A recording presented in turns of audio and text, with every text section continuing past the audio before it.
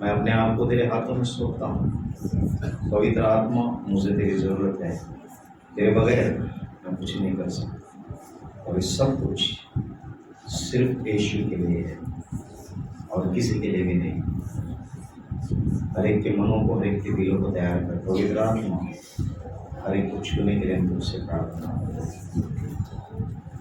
इस वक्त प्रभु यीशु तो हमसे बात कर रहे हैं, इसलिए धन्यवाद करते हैं। सारा महिमा आदर तुझे देते हैं, यीशु मसीह के नाम से मांगते हैं, आमीन।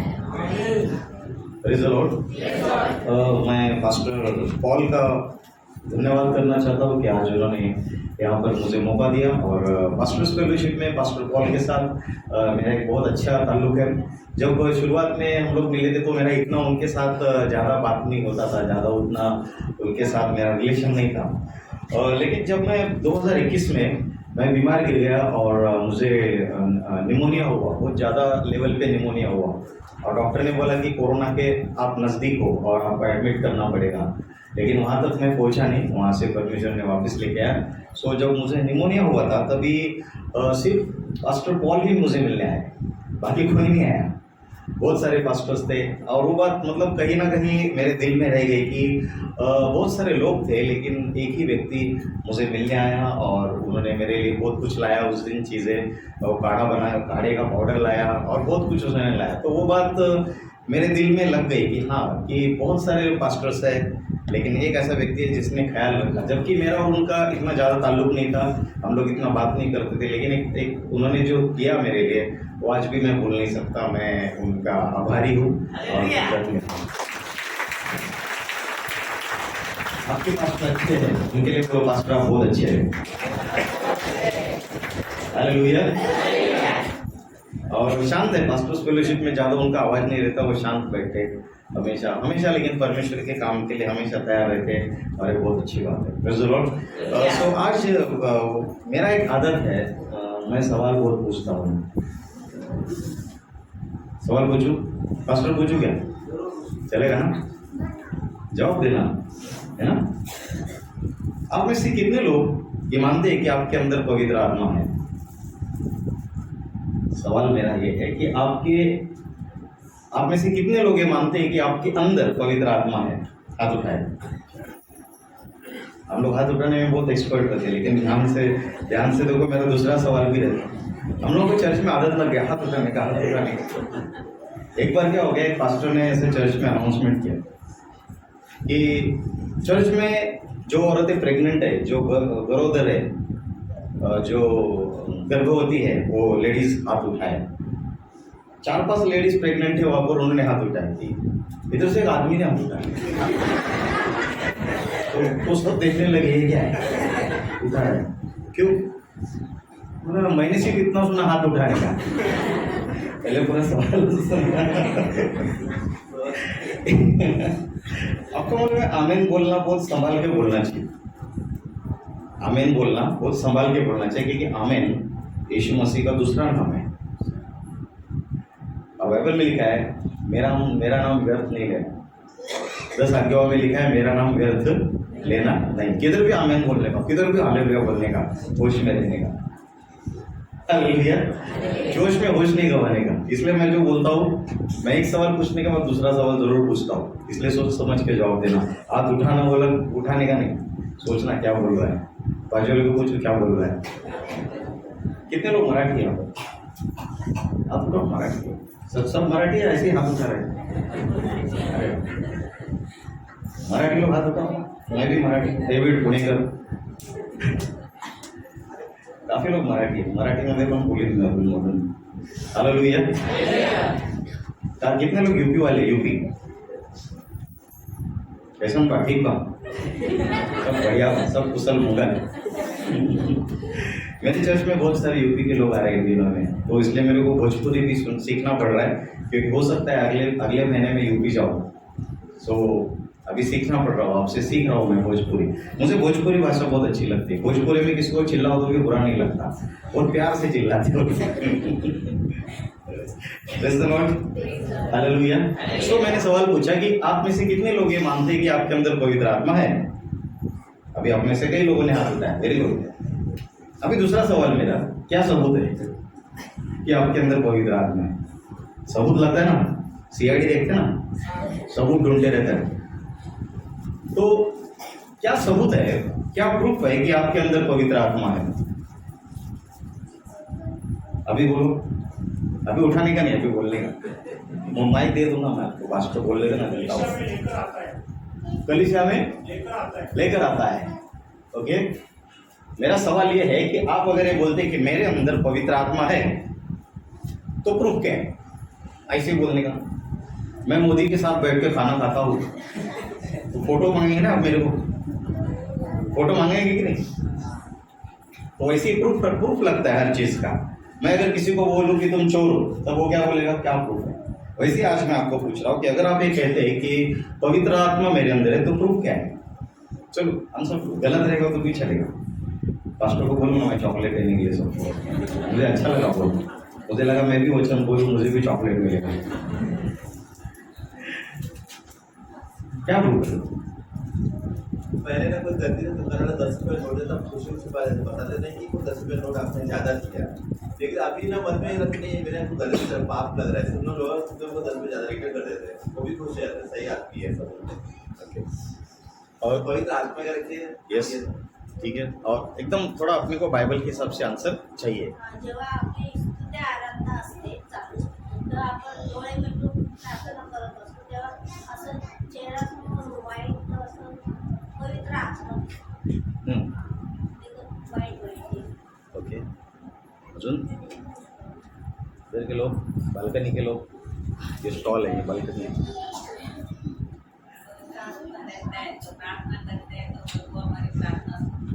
वो प्रार्थना सुनता है। और इधर पुरुष, जेंट्स,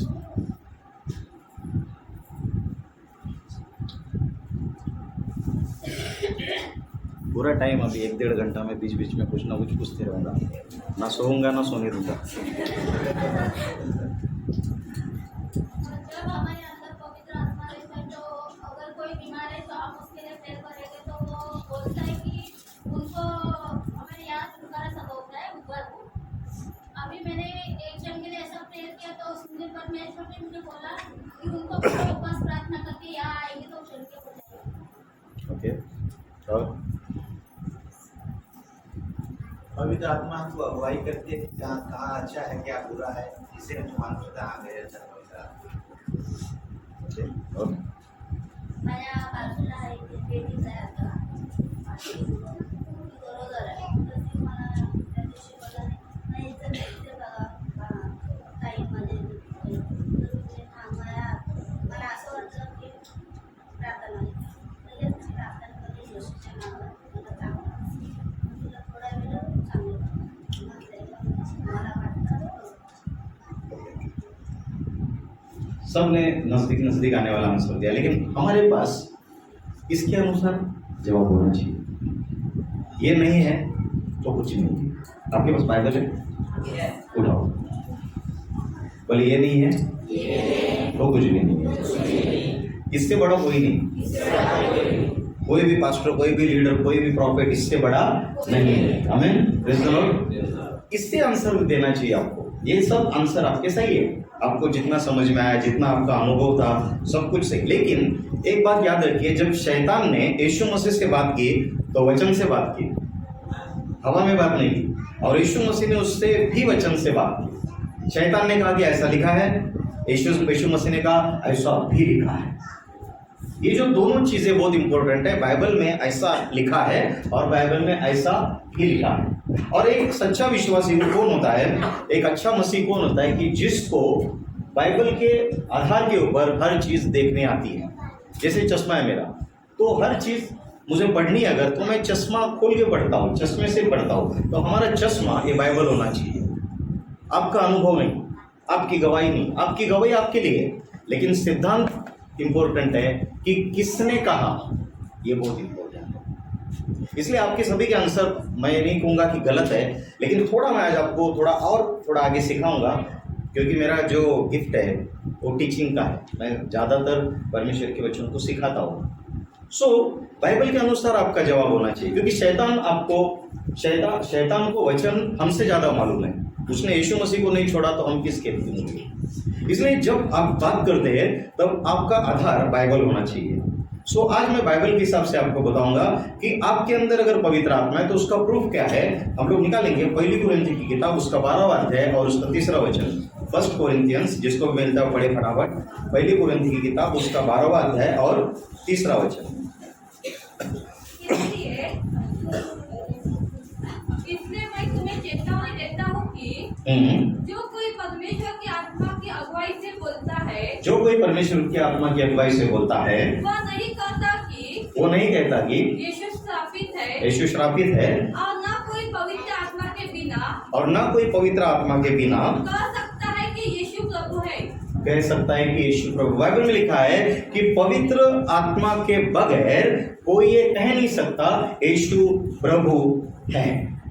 आपके नोटबुक में, आपके मोबाइल में इस वचन को सेट करके रखिए, इधर से उसको सेव करके रखिए। पहले कुरिन्थियों की किताब, उसका 12वां अध्याय और उसका 3रा वचन आपके अंदर पवित्र आत्मा होने का सबूत है। बाइबल में लिखा है जब तक आपके अंदर पवित्र आत्मा नहीं है तब तक आप ये नहीं कह सकते कि यीशु प्रभु है।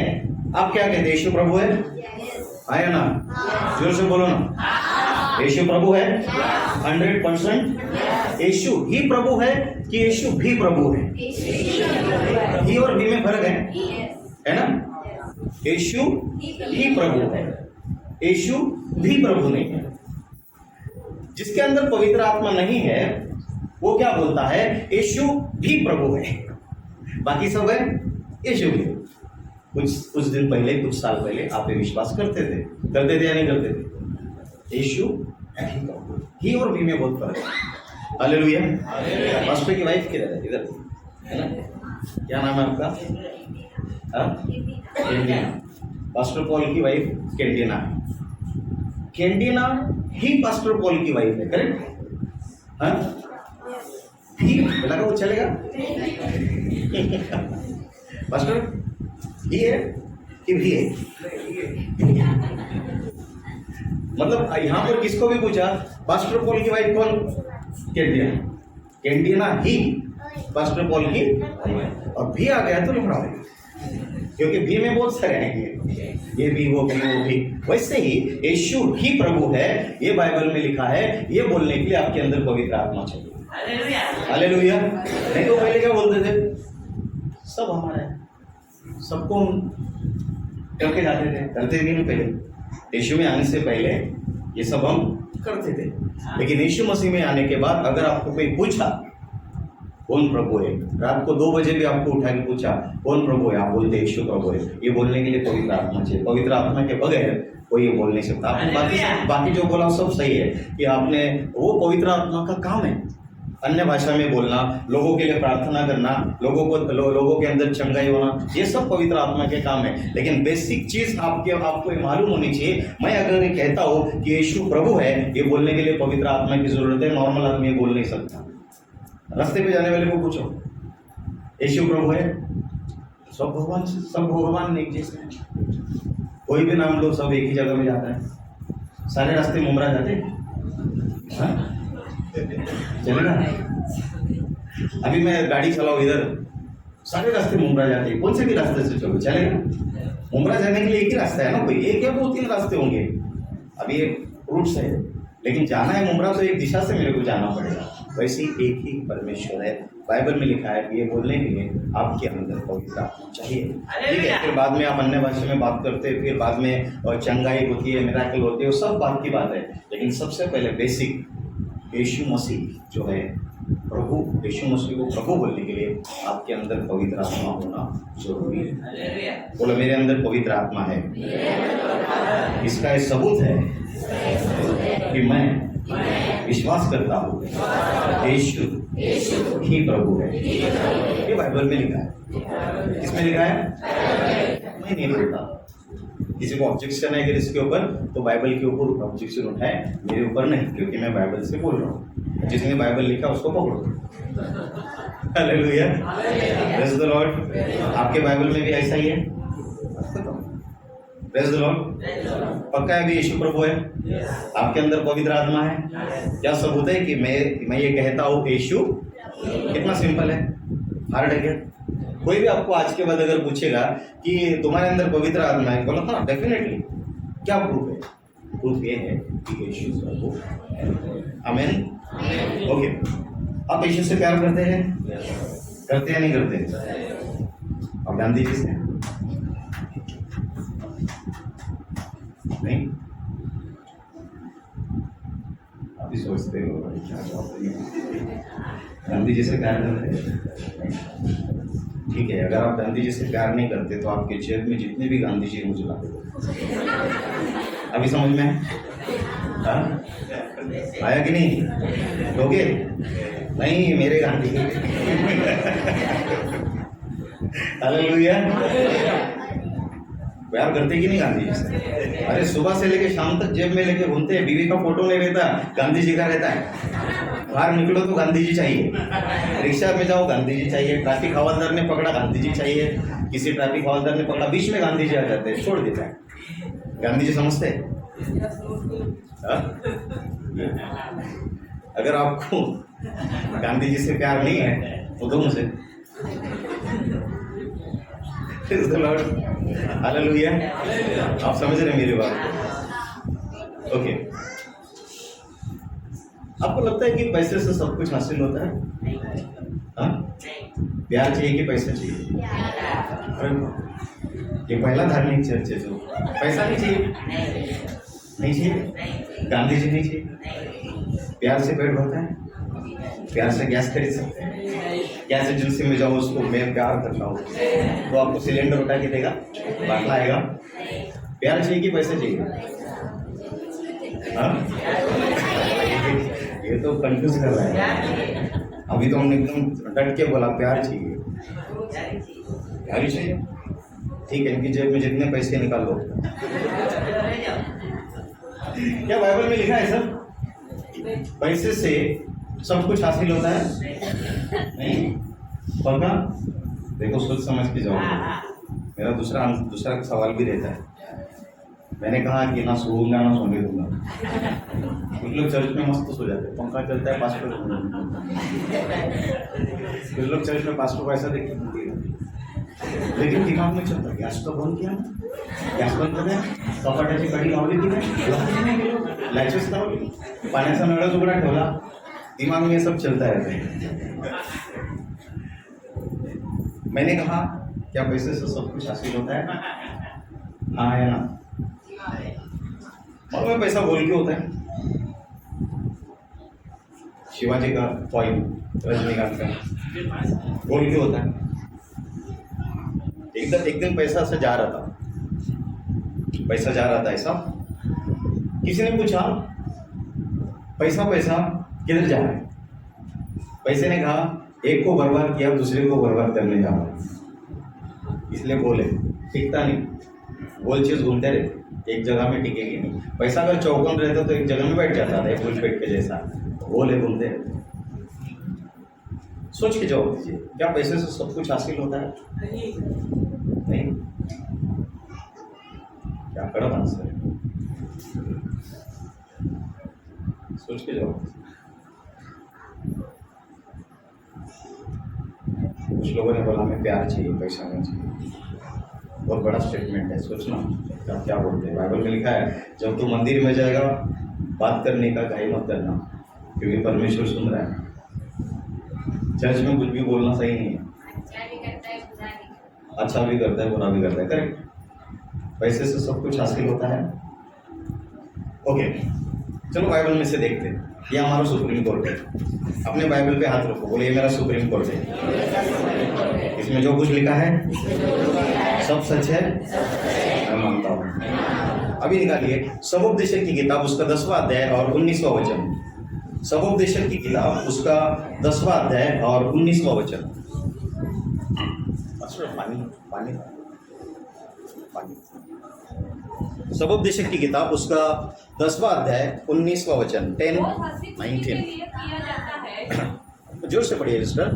बोझ हंसी खुशी के लिए किया जाता है, बोझ हंसी खुशी के लिए किया जाता है, और दाख मधु से जीवन को आनंद मिलता है, और दाख मधु से जीवन को आनंद मिलता है, और उपयोग से सब कुछ प्राप्त होता है। रुपए से सब कुछ प्राप्त होता है। किधर लिखा है? बोलो ना। अभी आप क्या बोल रहे थे? ऐसा नहीं है, पैसे से सब कुछ हासिल।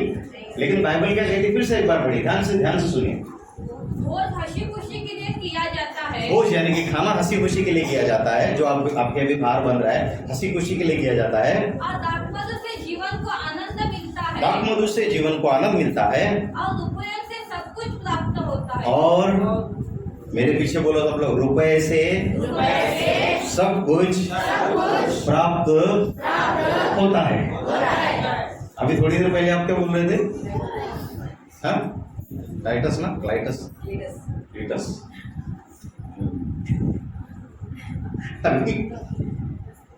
अभी क्या बोलेंगे? ये बाइबल में है। अभी क्या करेंगे?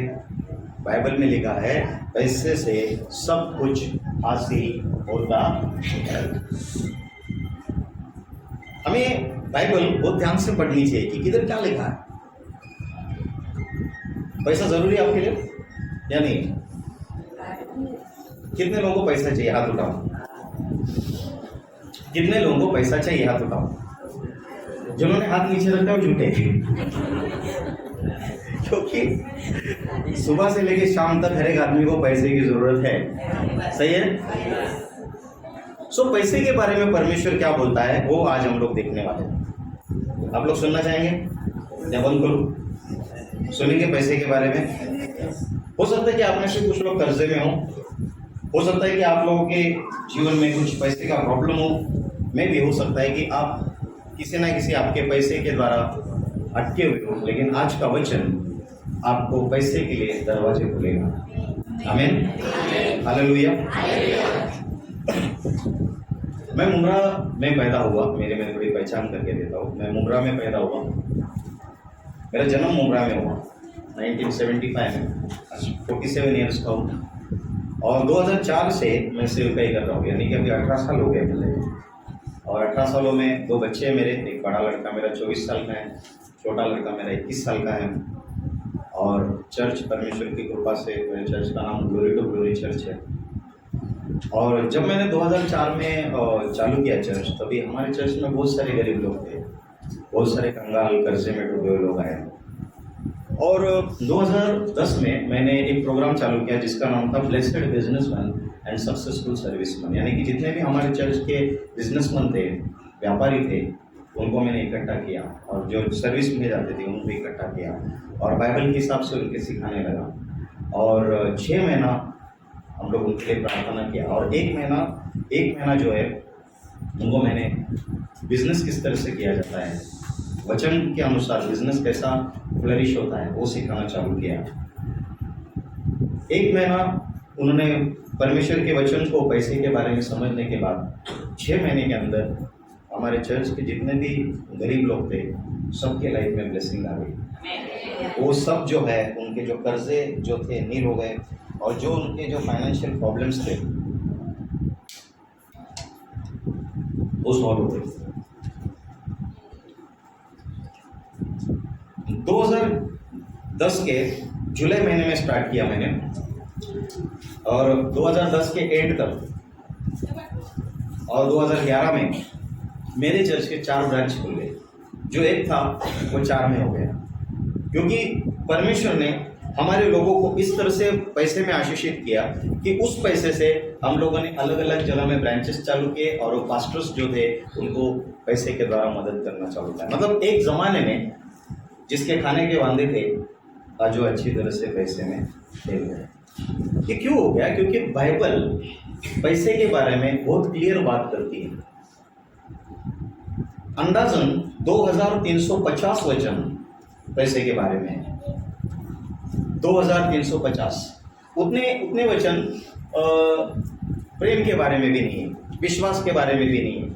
लेकिन सबसे ज़्यादा बाइबल अगर कहती है तो पैसे के बारे में कहती है। ये हमें समझना चाहिए। और चर्च में पैसे का नाम हम लोग लेते नहीं, चर्च में पैसे की बात हम लोग करते नहीं, क्योंकि लोग गलत समझते। लेकिन मैं ये समझता हूँ जिस दिन आपको ये सीक्रेट मालूम पड़ेगा, खजाना इसके अंदर छुपा है, आप उसको हासिल करोगे। आमीन। मैंने किया है इसलिए बोल रहा हूँ। 2011 के बाद मेरे चर्च के 4 ब्रांच हो गए। उसके बाद अभी पिछले 4 महीने से मैं और एक प्रोग्राम चला रहा हूँ, क्योंकि लॉकडाउन में सबकी हालत खराब हो गई, हमारे चर्च के बिजनेसमैन भी वो भी डाउन हो गए। फिर उसके बाद परमेश्वर ने मुझे और एक विजन दिया, और अभी मेरे चर्च में एक प्रोग्राम चालू है जिसका नाम है ऑर्डर ऑफ मल्कीसदेक, यानी कि पैसे के ऊपर किस तरह से हम लोग राज कर सकते हैं। एज अ बिलीवर, एक विश्वासी होने के नाते, एक मसीह होने के नाते पैसे के ऊपर किस तरह से हम लोग राज कर सकते हैं, वो जो प्रोग्राम है मेरे चर्च में अभी चालू है। 4 महीने से मैं चला रहा हूँ, और 4 महीने के अंदर फिर से एक बार जो हमारे बिजनेसमैन का बिजनेस डाउन हो गया था वो अभी वापस अच्छा चल रहा है। हालेलुया। मेरे चर्च को किसी का भी मदद नहीं है, परमेश्वर का मदद है सिर्फ। कोई भी, मैं किसी भी संस्था के साथ जुड़ा नहीं हूँ, लेकिन मेरे चर्च में एक खास बात है कि हांडी बर्तन करने वाली औरत भी अपना दशमांश ईमानदारी से देती है। क्यों? क्योंकि वो पहले आशीषित हो चुकी है। मैं ये समझता हूँ कि चर्च के लोग अमीर होने चाहिए, तभी चर्च अमीर होएगा। चर्च के लोग अगर गरीब रहेंगे तो चर्च भी गरीब रहेगा। मैं कभी ये नहीं बोलता कि आप पैसे दो प्रभु आपको आशीषित करेगा, वो इमोशनल ब्लैकमेल है। मैं ये कहता हूँ कि आप किस तरह से पैसे कमाओगे। आप सोमवार से लेकर शनिवार तक जब मार्केट में रहते हैं, जॉब पे रहते हैं, बिजनेस में रहते हैं, आपको वहां पर किस तरह से प्रभु फ्लरिश करेगा ये मैं सिखाता हूँ। और ये होने के बाद एक आधे आदमी के पास पैसा आने के बाद वो आराम से चर्च को देगा, लेकिन वही बेचारा गरीब है, वो क्या देगा? उसके वांदे खाने के, तो चर्च को क्या देगा? मैंने किसी को भी नहीं कहा कि दशमांश दो, अर्पण दो, ये दो, वो दो। मैंने ये कहा कि तुम्हारा बिजनेस कैसा बढ़ेगा वो मैं सिखाऊंगा, तुम्हारा जॉब में कैसा तुमको तरक्की मिलेगी ये मैं सिखाऊंगा। और ये सब बाइबल में लिखा है, मेरे घर की बात नहीं है। जो कुछ है ये सुप्रीम कोर्ट में है, ये बाइबल है, बाइबल में से सब कुछ सिखा रहा है। और इसीलिए आपको ये समझना चाहिए कि परमेश्वर बाइबल के बारे में जो परमेश्वर जो है वो पैसे के बारे में क्या कहता है। Praise the Lord. 3 तरीके के लोग होते हैं, गलत 3 तरीके के। एक होते अमीर लोग, बोलिए मैं आपको बता। एक होते अमीर लोग, दूसरे होते गरीब लोग, और तीसरे होते संपन्न लोग। परमेश्वर नहीं चाहता आप गरीब रहे। गरीबी शाप है, गरीबी और बीमारी सगी बहन, एक के बाद दूसरी आई जाती है। गरीब आदमी टेंशन से बीमार गिरता है, बीमार आदमी डॉक्टर के पास जाके गरीब होता है। सही है कि गलत है? हाँ, आप समझ रहे हैं मेरी बात? विश्वासी लोग अगर गरीब हैं चर्च में आकर भी, तो यीशु का फायदा क्या है? बोलो पास्टर हमारा जीवन बदल गया, सब कुछ बदल गया। बाइबल में लिखा है पैसे से सब कुछ हासिल होता है। आप उसी को रिप्रेजेंट करते हो। आप अगर कर्जे में हो, आप अगर गरीबी में हो, तो सामने वाला आपको बोलेगा पहले तू तुझं भलं करून ये, मग मला सांग। करेक्ट है? आपकी हालत फटी हुई है तो आप क्या बहुत शेयर करेंगे? बाइबल में कोई भी गरीब नहीं है, यीशु मसीह गरीब नहीं है, समझिए। जब यीशु मसीह पैदा हुआ तब यीशु मसीह के पास 3 राजा है, उन्होंने सोना मूर लोबान चढ़ाया। वो तोले के हिसाब से नहीं था, किलो के हिसाब से था। तोला और किलो का भाव समझ में आता आपको? 10 ग्राम का 50-55 हज़ार रुपये है। उन्होंने किलो लेके आया, सोना मूर लोबान। यीशु मसीह का जो जन्म है वो प्रॉस्पेरिटी के साथ हुआ। और यीशु मसीह जब क्रूस के ऊपर चढ़ा, जब उसके कपड़े थे, उसके कपड़े वो थे जो उस जमाने के अमीर लोग पहनते थे। यीशु मसीह का जो सूट था, जो कोट था, ऊपर से लेके एक ही धागे से सिलाया हुआ, इसलिए वो बहुत कीमती था। उसके ऊपर चिट्ठियां डाली गई। मेरे शर्ट के ऊपर कोई चिट्ठियां नहीं डालेगा, आपके शर्ट के ऊपर कोई चिट्ठियां नहीं डालेगा। यीशु मसीह के शर्ट के ऊपर, यीशु मसीह के कोट के ऊपर चिट्ठियां डाली, क्योंकि यीशु मसीह अमीर था, यीशु मसीह गरीब नहीं था। जो यीशु मसीह आपको क्रूस के ऊपर दिखता है, लटका हुआ, कपड़े नहीं आंख पे, वो आपके लिए और मेरे लिए, लेकिन उसकी जो पैदाइश थी वो अमीरी में थी। लेकिन सबसे बड़ा शाप क्या है? हमारी जबान। हमारी जबान। आदमी गरीब क्यों होता है मालूम है? उसका एक फेमस डायलॉग है, गरीब के घर पे आना। असं बोलते ना, गरीबाच्या घरी आना, गरीबाच्या घरची चटनी रोटी खाना, ये डायलॉग बोलते रहते हैं। और गरीबी शाप है। जितनी बार आप अपने आप को बोलते हो मैं गरीब हूँ, मैं गरीब हूँ, गरीबी आपकी जेब में आके बैठ जाए। यहाँ से गरीबी निकलती है, जेब में बैठ जाती है। अभी उधर पास्टर मेरे लिए प्रेयर करो, पैसा टिकता नहीं, पहले तेरी जबान बंद कर। सही है? आप अपने आप को शाप दे रहे हैं, मैं गरीब हूँ, मैं गरीब हूँ, मैं गरीब हूँ। और बाइबल में लिखा है let the poor says I am rich. गरीब है जो कंगाल है वो कहे कि मैं धनवान हूँ, ये बाइबल में लिखा है। और हम बाइबल के खिलाफ बात करते हैं और चाहते कि प्रभु हमें आशीषित करे। परमेश्वर इसके अलावा आपको आशीषित नहीं करेगा, नहीं करेगा। इसके द्वारा हो आपको आशीष है, इसको छोड़ के अपना दिमाग चलाओ आपको आशीष नहीं। इसलिए मैंने कहा सुप्रीम कोर्ट है, बोले यीशु अमीर था, मेरे लिए गरीब बना। अभी फर्क क्या है गरीब, अमीर और संपन्न? अभी सबसे पहला करेक्शन मैं आपको बता रहा हूँ। आप अगर मजाक में भी ये बोलते हो, मजाक में भी ये बोलते हो कि मैं गरीब हूँ, उस बात को शैतान सीरियसली लेता है। बाइबल में लिखा है जब तू बात करता है तो सोच समझ के बात करना, क्योंकि आसमान का पंछी तेरे शब्द को लेकर जाता है। कौन लेके जाता है? और जब आप बोलते हो कि मैं गरीब हूं, शैतान उसको बहुत सीरियसली लेता है और आपको और कर्जे में डालता है, और कर्जा आपके ऊपर आता है। इधर से 10% ले, उधर से 5% ले, उधर से 15% ले और बाद में मर जाए। सही है? बरोबर है? प्रैक्टिकल बात करो, बोलो ना। नींद नहीं आ रही है किसको? ये टक्के के चक्कर में ऊपर जाता है, इधर से लोन ले उधर दे, उधर से लोन ले उधर दे, और बाद में परेशान होकर बोलता है आता मारायची पाळी आली, जीव द्यायची पाळी आली। रात को निकलता है क्योंकि दिन में कोई भी पकड़ लेता है उसको। मोबाइल स्विच ऑफ, फोन नहीं उठाता, क्यों? कर्जा है, किसका फोन आता, उसका फोन आता, परेशान हो जाता है। क्यों? क्योंकि आपने अपने आप को शाप बोला, मैं गरीब, मैं गरीब। गरीबाच्या घरी या, गरीबाच्या घरची चटणी भाकरी का, गरीबाच्या घरी असो, गरीब। देखो गरीब आदमी को ज्यादा कमांड रहता है, अमीर आदमी बोलता है कि बंगले पे आप मेरे, नहीं बोलता। गरीब को बहुत शर्मी रहता है, क्या ना गरीबाच्या घरी, या ना गरीबाच्या घरी, गरीबाच्या घरचा चहा प्या, क्या है इसलिए तुम गरीब हो। क्योंकि जब तुम बोलते हो गरीब हो, शैतान हंसता है, वाह वाह वाह, और गरीब है दुखा इसको ले और लोन ले और सही है?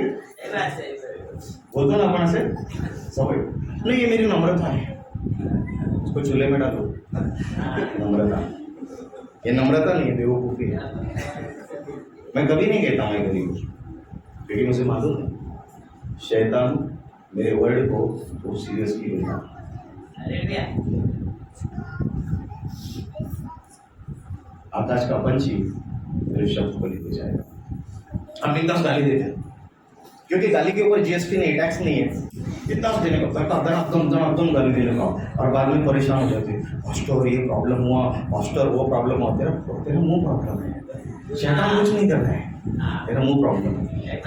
फटाफट गाली देने का, मतलब राबाला देऊन टाकली। मुझे तो लगता है गाली के ऊपर टैक्स लगना चाहिए, बंद हो जाएगा। सब चीज़ों के ऊपर जीएसटी लगा, गाली के ऊपर भी जीएसटी लगाओ। एक गाली दिया तो 15 रुपया कट मोबाइल से डायरेक्ट, फिर लोग सुधर जाएंगे। नहीं, शिवी दिलेलं का होते वो शाप आपके ऊपर काम करता। Praise the Lord. अपने आप को शाप मत दो, बोलो अपने आप को शाप नहीं देना। बाजू वाले बोलो अपने आप को शाप नहीं देना। हालेलुया। मैंने 3 बातों को बताया। परमेश्वर क्या चाहता है कि ना आप गरीब रहे ना आप अमीर रहे, लेकिन परमेश्वर चाहता है कि आप संपन्न रहे। संपन्न मीन्स हर चीज से अमीर।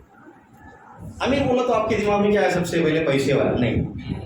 अगर ऐसा रहता तो अंबानी अदानी सबसे आशीषित व्यक्ति होते, वो पैसे वाले आशीषित नहीं है। आशीषित आप और मैं है। गरीब वो है जिसके पास मसीह नहीं है। हालेलुया। आपके पास कौन है? बोला मेरे पास मसीह है। तो आप गरीब कैसे? लेकिन हम बोल रहे हैं, हमारी जबान हमें गरीब करती है। Praise the Lord. हालेलुया। संपन्न व्यक्ति परमेश्वर चाहता है। हम तो निकालेंगे नीति वचन उसका 10वां अध्याय 22वां वचन। नीति वचन 10वां अध्याय 22वां वचन। धन यहोवा की आशीष से मिलता है, धन यहोवा की आशीष से मिलता है, और वह और वह उसके साथ दुख मिला था। उसके साथ दुख नहीं मिला था। Praise the Lord। व्यवस्था विवरण उसका 8वां अध्याय 18 वचन पर हम लोग पढ़ेंगे। व्यवस्था विवरण उसका 8वां अध्याय 18 वचन।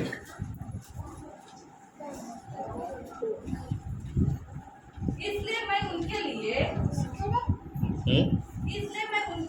उनके भाइयों के बीच में से नहीं, व्यवस्था विवरण 18 में 8:18 व्यवस्था विवरण पुराना नियम।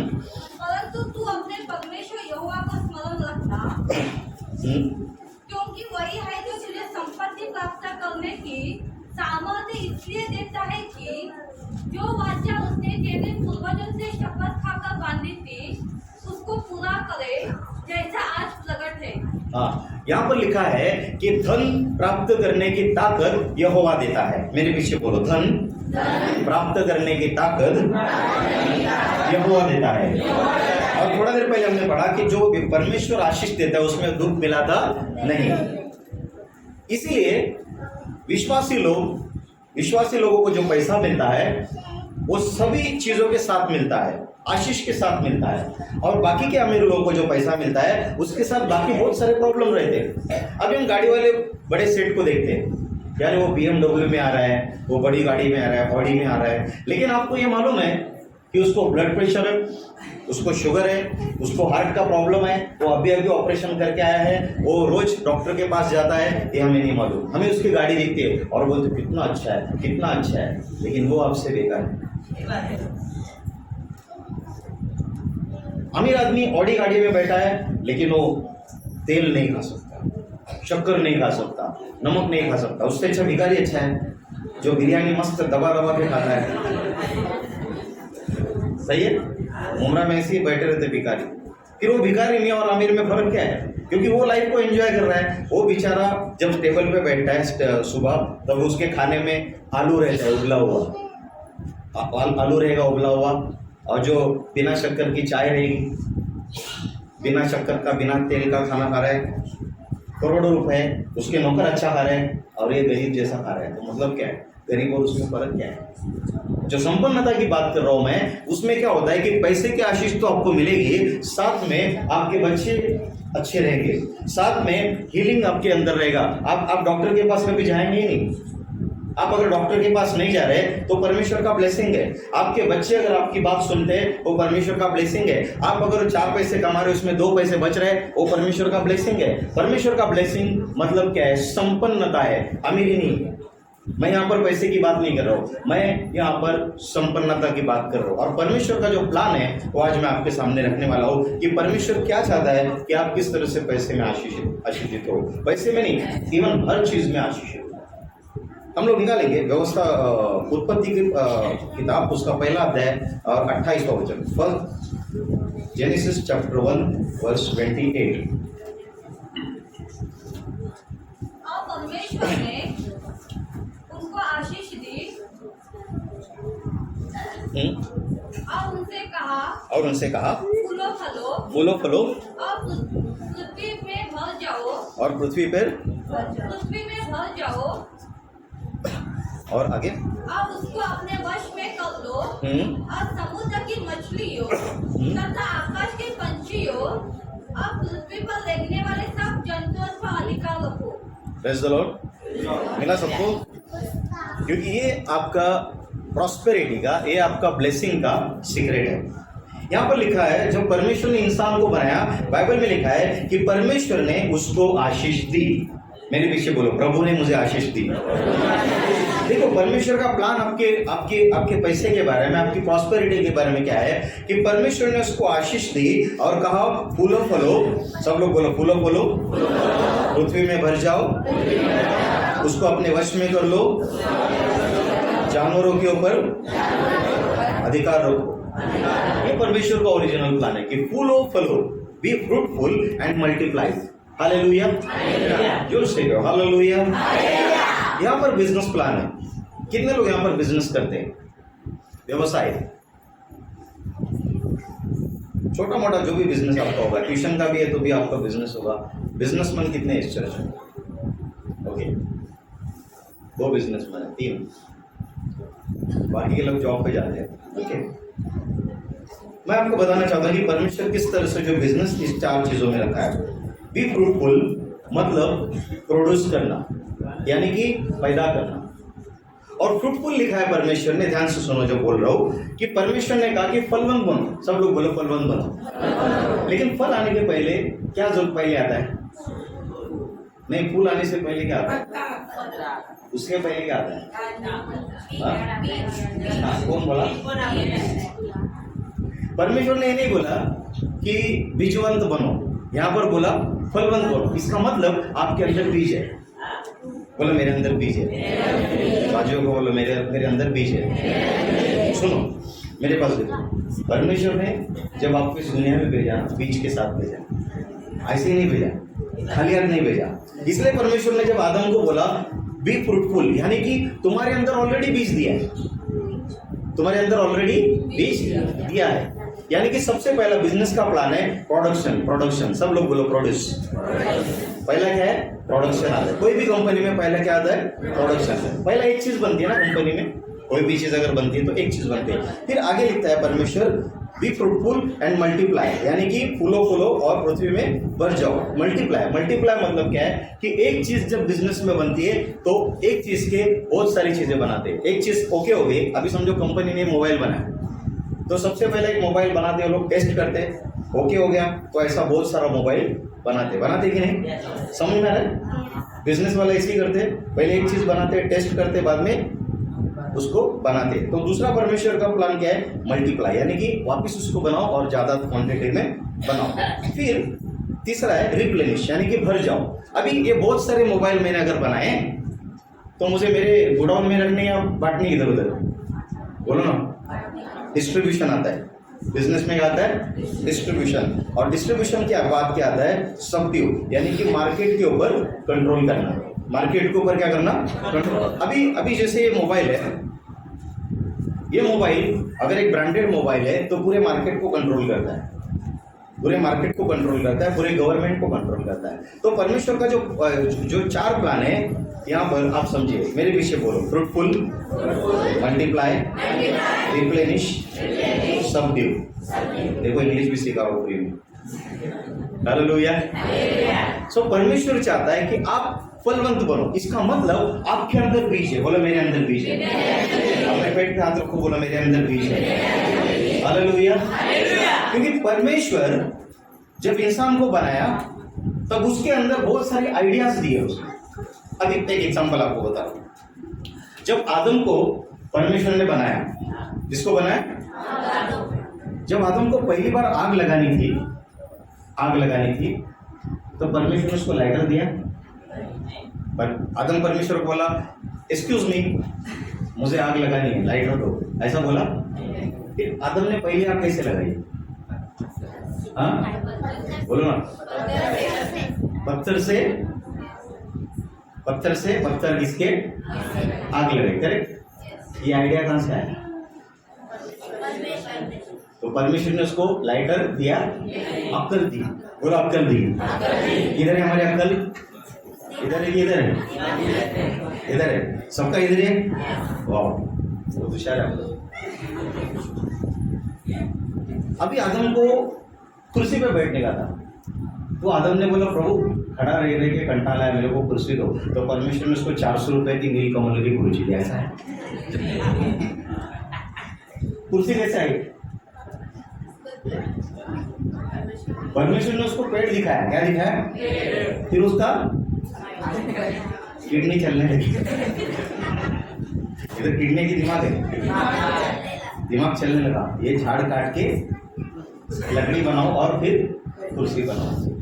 अभी आदम को बाहर जाने का था घूमने, तो आदम ने बोला कि प्रभु मुझे बाहर जाना है, ओला करूं? ओला दिया, लकड़ी का बिल दिया। इसका मतलब आइडियाज प्रभु देता है। आपके सबके अंदर एक थैली है बीज की, आपके सबके अंदर एक थैली। सुनो सीक्रेट बता रहा हूं। सीक्रेट सुनना है नहीं सुनना? आप सभी का पैसा परमेश्वर ने आपके आजू बाजू में छुपा के रखा है, आपको पता नहीं। और प्रभु मेरे को आशीष दे प्रभु। प्रभु बोलते अरे अभी हम दे आपके खोल जब पैसा तेरे बाजू में। बाइबल में लिखा है मत मैं तुझे छुपा हुआ धन दूंगा। क्या दूंगा? क्या दूंगा? तो हम क्या सोचते छुपा हुआ धन मतलब वो खेत में हम लोग खोदेंगे ऐसा करके हंडा आएगा, उसके अंदर सोने के मोहर रहेंगे, वो बेचेंगे। वो हमने स्टोरी सुना है, वो हमारा दिमाग है। ऐसा नहीं है, आपका पैसा आपके आजू बाजू में छुपा है। इसलिए परमेश्वर ने कहा बी फ्रूटफुल। तुमको परमेश्वर ने कुछ ना कुछ आइडिया दिया है, वो आइडिया का इस्तेमाल करो। लोग बोलते हैं झाड़ को पैसे आते क्या? बोलते कि नहीं? बोलो ना। आपने कभी ना कभी डायलॉग पैसों का झाड़ाला लगले का? मैं आपको बताता हूँ। लेके गाँव में एक नीम का पेड़ रहता है, और नीम के पेड़ के ऊपर चढ़ो, उसकी 2-4 डालियाँ काटो और छोटे छोटे टुकड़े करो, मार्केट में 10-10 रुपए में बेचो। लगे कि नहीं पैसे? बोलो ना। अभी क्या बोलते हैं? पैसे पेड़ को नहीं लगते हैं, लेकिन आप उसको उतारते नहीं है। करेक्ट? सही है। मुमरा में बेचते हैं कातुल, वो मुस्लिम लोग बहुत अच्छे से लेते हो। अभी जो लोग पुराने जमाने के वो उससे दांत घसते मालूम है, नीम की डंडी। आपके घर के सामने पेड़ रहता है, देखते रहते, लेकिन दिमाग नहीं लगाए। अगर वो दिमाग लगा तो वो सकता है पेड़ को पैसा उगाए, उसको निकालो और मार्केट में बेचो। सही है ना? सही बोल रहा हूँ। गोबर रहता ना, गोबर, वो गाय गोबर ऐसे ही फेंकते, हम उसको पी करके जाते हैं। कुछ शाणे लोग वो उसका उपला बनाते हैं और मॉल में बेचते हैं। 6 उपले का कीमत है 300 रुपये। वो जो 6 गौरी काय बोलतात मराठी? गौऱ्या। त्या गौऱ्या जर तुम्ही 100 ग्रॅमची, 200 ग्रॅमची, 50 ग्रॅमची एक गौरी बनवली, 50 ग्रॅमची एक गौरी, 6 गौऱ्यांचे 300 रुपये। कुठे? मॉलमध्ये। तुम्हाला बनवायचा खर्च किती आहे? 0। तुम्हारा पैसा गोबर में छुपा है। बोलते प्रभु पैसे की आशीष दे, प्रभु पैसे क्या है? होके बारिश गिरने वाली है, ऑलरेडी है। तू आंधा है, दिख नहीं रहा तेरे को। मैं आपको एक गवाही बताता हूँ, सुनेंगे? एक औरत पास्टर के पास गई, और जो पास्टर है खुद बिजनेसमैन है। फॉरेन की गवाही है। पास्टर खुद बिजनेसमैन है और चर्च को चला रहा है। वो पास्टर के पास गए, पास्टर मेरे लिए प्रेयर करो। क्यों? बोले मेरे 3 बच्चे और मेरा जॉब चला गया। मैं हाउसकीपिंग का काम करती हूँ होटल में, और हाउसकीपिंग का काम करते हो जो है, मुझे बोला कि आपको ज़रूरत नहीं, आपको हम लोग निकाल दें। बोला अभी मेरे को पेमेंट दिया, पगार दिया और काम से पगार दिया, अभी मेरे पास जॉब नहीं है।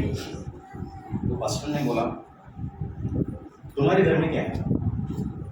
बोले क्या है? बोले तुम्हारे घर में ओवन है। ओवन मालूम है? ओवन कितना हुआ है? ओवन उसके अंदर वो बनाते धान कटाई, केक वगैरह बनाते ओवन। बोला आपके घर में ओवन है? बोला हाँ। कभी इस्तेमाल करते? बोला संडे को, जब छुट्टी रहती तो संडे को मैं उसके अंदर कुकीज़ वगैरह बनाती। तो पास्टर ने बोला ये जो पैसा अभी तुमको मिला है उसको क्या करो, उसका 10वां भाग निकालो, और 10वां भाग निकालने के बाद ये जो बचा हुआ जो पैसा है उसका घर जाओ, मार्केट में से कुकीज़ खरीदो, मार्केट में से आटा खरीदो और घर पे जाके वो ओवन में डाल के कुकीज़ बनाओ। बोला फिर क्या करूँ? बोलो कुकीज़ बनाओ और तुम्हारे जिधर तुम्हारा होटल था जिसमें से तुमको निकाला वहाँ पर जाओ, मैनेजर से लेके चपरासी तक सबको दो, मैनेजर से लेके चपरासी तक सबको दो। बोला ऐसा क्यों करो? बोले जितना बोलता उतना करो, ज़्यादा बात मत करो। तो बोला ठीक है। वो औरत लेके गया, जैसा पास्टर ने कहा था 10वां भाग निकाला, बाद में घर पे जाके वो कुकीज़ बनाए और मैनेजर से लेके जो चपरासी तक उसको, जब वो गई जॉब पे तब उसको पूछा क्यों आई इधर? बोला निकाल दिया ना तेरे को, तो वापस क्यों आई? बोला मैं थैंक यू बोलने के लिए। अच्छा ठीक है, थैंक यू बोलने के लिए मैनेजर को एक कुकी, चपरासी को एक कुकी, सब जितना भी स्टाफ था सबको एक एक कुकी दिया। एक घर पे आ गई, बात कैसी? उसको रात को फोन आया, वो होटल के मैनेजर का। बोला तुम्हारा कुकीज़ बहुत टेस्टी है, एक 12 डजन भेज दो। कितना? 12 डजन। तो खुश हो गई, वापस गई दुकान में, 12 डजन कुकी बनाया और ला के गई। पेमेंट रेडी था, 12 डजन का उसने पेमेंट दिया उसको। वो पैसे लेके आई घर पे। 4 दिन के बाद वापस फोन आया, बोला तुम्हारा कुकीज बहुत जोरदार पसंद किया जा रहा है, अभी हमको 40 डजन चाहिए। कितना? अभी 40 डजन के लिए आदमी रखना पड़ा उसको। वो आदमी जो आटा अगर क्या करते हो वो सब प्रोसेस के लिए आदमी रखना पड़ा। फिर 40 डजन कुकी आया, 40 डजन कुकी सप्लाई किया। उसके बाद वापस थोड़े दिन के बाद बोला अभी 100 चाहिए, 100 डजन चाहिए। और ऐसा करते करते करते करते उसको बड़ा सा ओवन लेना पड़ेगा, लेना पड़ा। बाद में वो भी कम पड़ने लगा, उसको जगह लेनी पड़ेगी। बाद में उधर भी जगह कम पड़ गई, उसको डिस्ट्रीब्यूशन के लिए गाड़ियाँ लेनी पड़ी। और वो औरत उस एरिया की सबसे नंबर 1 कुकी बेचने वाली बन गई। सारे होटल मॉल में उसके कुकी जाने लगे। और एक दिन वो औरत एकदम अच्छा साड़ी बीड़ी पहन के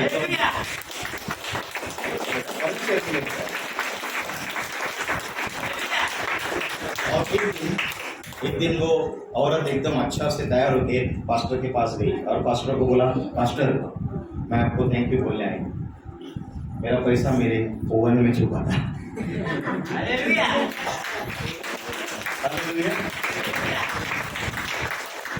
और फिर बोले $10,000 का चेक है आपके लिए, ये $10,000 का चेक आपके लिए। तो उस औरत ने कहा कि मैं धन्यवाद देना चाहता हूँ परमेश्वर का। बोला क्यों? अच्छा हुआ मुझे काम पे से निकाला। सही है, समझा आपको? अगर उसको काम पे से नहीं निकालते उसका धंधा शुरू होता, हाँ धंधा शुरू होता, लेकिन उसका पैसा किधर था? अभी आपका पैसा किधर छुपा है? वो हम दिमाग नहीं लगाते। हम बोलते मेरे को जॉब करना है, मेरे को जॉब करना है, मेरे को जॉब करना है और 9 to 5 जॉब करना है। लेकिन थोड़ा आंख उठा के आजू बाजू में देखो, कहीं ना कहीं परमेश्वर ने आपका पैसा छुपा के रखा है। लोग क्या क्या पानी सालों से ऐसा पुकट में बह रहा है, 1-1.5 शाना के दिमाग में आया इसको बेचूंगा। वो 1.5 शाना क्या किया, उसको बाटली में भरा, 20-20 रुपए में हम लोग लेते है ना, लेते कि नहीं लेते? पानी पुकट है, आइडिया चाहिए ना बेचने का। उसने आज आइडिया लिया। ये बिस्लरी जो आप देखते हैं वो बनाने का कॉस्ट हार्डली 5 रुपए है। हमारे पास कितने में मिलता है? 20 रुपए में, 15 रुपए का फायदा है। ये आइडिया किसने दिया? परमेश्वर। इसलिए परमेश्वर ने कहा बी फ्रूटफुल, यानी कि तुम्हारे अंदर बीज है। बोलो मेरे अंदर बीज है। जोर से बोलो मेरे अंदर बीज है। आपका पैसा क्या जो है? सुनो मेरी बात, अभी आपका दिमाग चलने लगेगा, इधर है इधर है इधर है, चलना चाहिए। प्रभु ने उसका आशीष उसके ही घर के ओवन में छुपा के रखा था। प्रभु ने किसी का आशीष उस नीम के पेड़ के ऊपर छुपा के रखा है। प्रभु ने किसी का आशीष उस गोबर में छुपा के रखा है। हम नहीं समझते इधर क्या प्रभु प्रार्थना करते हो, प्रभु आशीष दे, प्रभु आशीष दे। पास्टर कुछ नहीं हो रहा है, पास्टर कुछ नहीं हो रहा है। थोड़ा आंखें खोल के आजू बाजू में देखो, ऐसा आप समझे मेरे को? यहाँ पर पहले ही अध्याय में, उत्पत्ति के पहले ही अध्याय में बिजनेस का इतना बड़ा प्लान रखा है, be fruitful, multiply, replenish, subdue और डोमिनियन। राज करो मार्केट के ऊपर। जो बड़े बड़े ब्रांड है कंपनियों के, वो राज करते हैं। आज जो मैंने एरो का शर्ट पहना है, ये एरो ब्रांड है। ये ब्रांड क्या करता है? राज करता है मार्केट के ऊपर। ये जो ब्रांड है मार्केट के ऊपर राज करते हैं, यानी कि डोमिनियन है उनका। जैसे मैकडोनाल्ड है, KFC है। आप देखिए मैकडोनाल्ड का बर्गर आप किधर भी खाओ आपको सेम टेस्ट लगेगा। क्यों? क्योंकि वो लोग बिब्लिकल प्रिंसिपल को मानते हैं। उन्होंने क्या किया, एक बर्गर बनाया, उसको अच्छा क्वालिटी का बनाया और लाखों बर्गर बनाए और बाद में बांट दिया सब जगह में। आज किसी भी मैकडोनाल्ड के आउटलेट में आप खाओ बर्गर, टेस्ट सेम है। बाइबल का प्रिंसिपल है कि पैदा करो और पैदा करो, उसको फैलाओ और फिर मार्केट के ऊपर राज करो। Praise the Lord. आप समझ रहे मेरी बात? 7 प्रकार की संपन्नता होती है। कितनी प्रकार की? बाजू वाले को बोलो 7 प्रकार की। जोर से बोलो 7 प्रकार की। सबसे पहली जो संपन्नता है वो आत्मिक संपन्नता है, यानी कि आप आत्मिक रीति से संपन्न होते हैं, आपका प्रेयर लाइफ अच्छा होता है, आप परमेश्वर के साथ अच्छी तरह से बात करते हैं, उसको बोलते हैं स्पिरिचुअल वेल्थ। उसके बाद लिखा है सॉलिकल वेल्थ, यानी कि आपका दिल और दिमाग, सुनो, आपका दिल और दिमाग अगर बराबर काम करते तो आप संपन्न हो। आप अगर प्रेयर करने के टाइम आप परमेश्वर के साथ तुरंत कनेक्ट होते हो तो उसको क्या बोल सकते हैं हम लोग, स्पिरिचुअली वेल्थ है, यानी कि संपन्न है, आत्मिक रीति से संपन्न है, वो तुरंत बैठ जाता है और परमेश्वर के साथ कनेक्ट होता है। आपका परमेश्वर के साथ संबंध अच्छा है, यानी कि आप क्या है, संपन्न हो परमेश्वर के साथ। और दूसरी बात सॉलिकल वेल्थ, यानी कि आपका दिल और दिमाग दोनों बराबर काम कर रहे हैं। तीसरी जो संपन्नता है वो है फिजिकल वेल्थ, यानी कि आपका शरीर अगर तंदुरुस्त है, आपको कोई बीमारी नहीं है, आप कोई दवा नहीं खाते, आप अमीर हो, संपन्न हो। यहाँ पर कोई ऐसा है अगर जिसको कोई भी बीमारी नहीं है और जो कोई भी दवा नहीं खाता, आप उस एरिया में प्रभु ने आपको संपन्न किया है। दवा चाहिए, खाने का दवा, बीमारी अच्छी लगती है, कुछ लोगों को बीमारी अच्छी लगती है, बीमारी नहीं रहेगी तो मूड नहीं आता, आज काय दुखतच नाही, आज बरं नाही वाटत, काहीतरी दुखायला पाहिजे, कंबर तरी दुखायला पाहिजे, पाठ तरी दुखायला पाहिजे। काही लोकांना सहानुभूतीची गरज असते। कुछ लोग इसलिए बीमार गिरते ताकि लोग उनको देखने आए, हट्टे कट्टे कोई देखने नहीं जाता। जरा आजारी पडूया, मग कोणी संत्री घेऊन येईल, कोणी मोसंबी घेऊन येईल, हल्ली कोणी घेऊन येत नाही, 2 रुपयाचा पार्लेजीचा आणून देतील, पुरा या, प्रेज द लॉर्ड, हालेलुया। अगर आप हट्टे कट्टे हैं, कोई बीमारी नहीं है, तो प्रभु ने आपको उस एरिया में अमीर बनाया। प्रभु को धन्यवाद दो कि मुझे कुछ नहीं हुआ, मस्त एकदम टकाटक हो। क्यों? प्रभु ने मुझे बचाया, प्रभु ने मुझे तंदुरुस्त रखा है। आपको अगर एक भी गोली नहीं खाते, आप एक भी गोली खाते नहीं, तो आप अमीर हो, आपके अंदर बॉडी की संपन्नता है। उसके बाद सोशल वेल्थ, कि हमारा जो रिलेशनशिप है हमारे परिवार के साथ अगर अच्छा है, हमारे परिवार के साथ अगर हमारा रिलेशनशिप अच्छा है, तो क्या है कि आप उस एरिया में संपन्न हो। किसी का परिवार के साथ संबंध बहुत खतरनाक होता है। जब आदमी ऐसा घर पे आता है टाउन की तरफ, बीवी भाग जाती है किचन में, बच्चे छुप जाते हैं पॉट के नीचे, अरे इसका बाप आने का टाइम हो गया, 6 बजे सब भाग गए, कोई आता नहीं। टॉन आएगा, फिर चिल्लाएगा, धान धान धान धान, 2-4 गाली देगा और उसको बच्चे को धाड़ छापड़ मारेगा, टावर देगा, टांग ऊपर करके सो जाएगा। आपके बच्चे काम पे से आने के बाद अगर आपके पास दौड़ के आते हैं, आपके वाइफ के चेहरे पे मुस्कुराहट आती है, तो आप उस चीज में नहीं तो बोला आपको तो 6 वाजल्या तो राक्षस येईल, कुछ औरतें अपने पति को राक्षस बोलती है। वो राक्षस है तो तू कौन है भाई? राक्षस की वाइफ को राक्षस नहीं बोलते हैं। मेरा आदमी शैतान है तो तू कौन है? चुड़ैल। चुड़ैल और शैतान का संसार खुशी खुशी से चल रहा है, उसमें छोटे छोटे शैतान भी हो गए। अब फिर ये शैतान मास्टर डिस्प्ले प्लेयर को शैतान है, तो ये शैतान है तो तू कौन है? चुड़ैल है। इसको पैदा किसने किया? नहीं किया, कुछ भी बोलते रहते। सुअर का बच्चा, सुअर का बच्चा, तो कौन है? कुछ भी बोलते, डुकरा से, कुत्रा से, बैल से, पूरा रानीचा बाग आमच्या घरात आहे, सारे प्रकार के जानवर। और ये लोग पास्टर के पास आके बोलते हैं, पास्टर हमारे बच्चे को ब्लेस करो। अरे तेरा मुंह खराब है, तेरे मुंह को फेविक्विक लगाना चाहिए। कागजी बोलायचं, बावड़े से, येड़ा से, फेवरेट लेडीज लोगों का फेवरेट वर्ड रहता है बच्चों के लिए, येड़ा से, पागली, पागल पागल पागल पागल बोलते रहते, उसको शाप देते रहते। और मैंने कहा शैतान सीरियसली लेता है। बाजू से बोलो शैतान सीरियसली लेता है, जोर से बोलो शैतान सीरियसली लेता है। पागल पागल पागल बोलते रहते, बाद में बच्चा पढ़ाई नहीं करता, फिर मास्टर मेरे बच्चे फेल हो गया, लेकिन मुंह की वजह से फेल हो गया। रोज पागल पागल पागल पागल। कुछ औरतें इतनी जबरदस्त भविष्यवक्ता होती है, वो बोलती 6 बजे मेरा आदमी आएगा और 7 बजे मेरे को मारेगा, ये फिक्स है। अब प्रेयर कराते हैं पास्टर से, पास्टर प्रेयर करो मेरा आदमी सुधरे, और तू भविष्यवाणी करी कि 6 बजे आएगा और 7 बजे मार मार खाने का टाइम टेबल भी फिक्स है। चलो 6 बजे आएगा, 7 बजे पीटने के लिए तैयार मारा।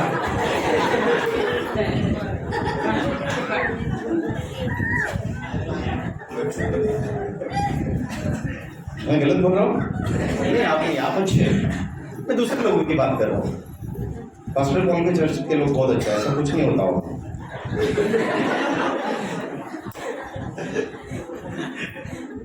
आपके बच्चे अगर आपको देख के मुस्कुराते हैं, आपके बच्चे अगर आपसे प्यार करते हैं, आपके बच्चे अगर आपकी आज्ञा में है, आपकी पत्नी आपसे खुश है, तो आप अंबानी से भी हम लोग।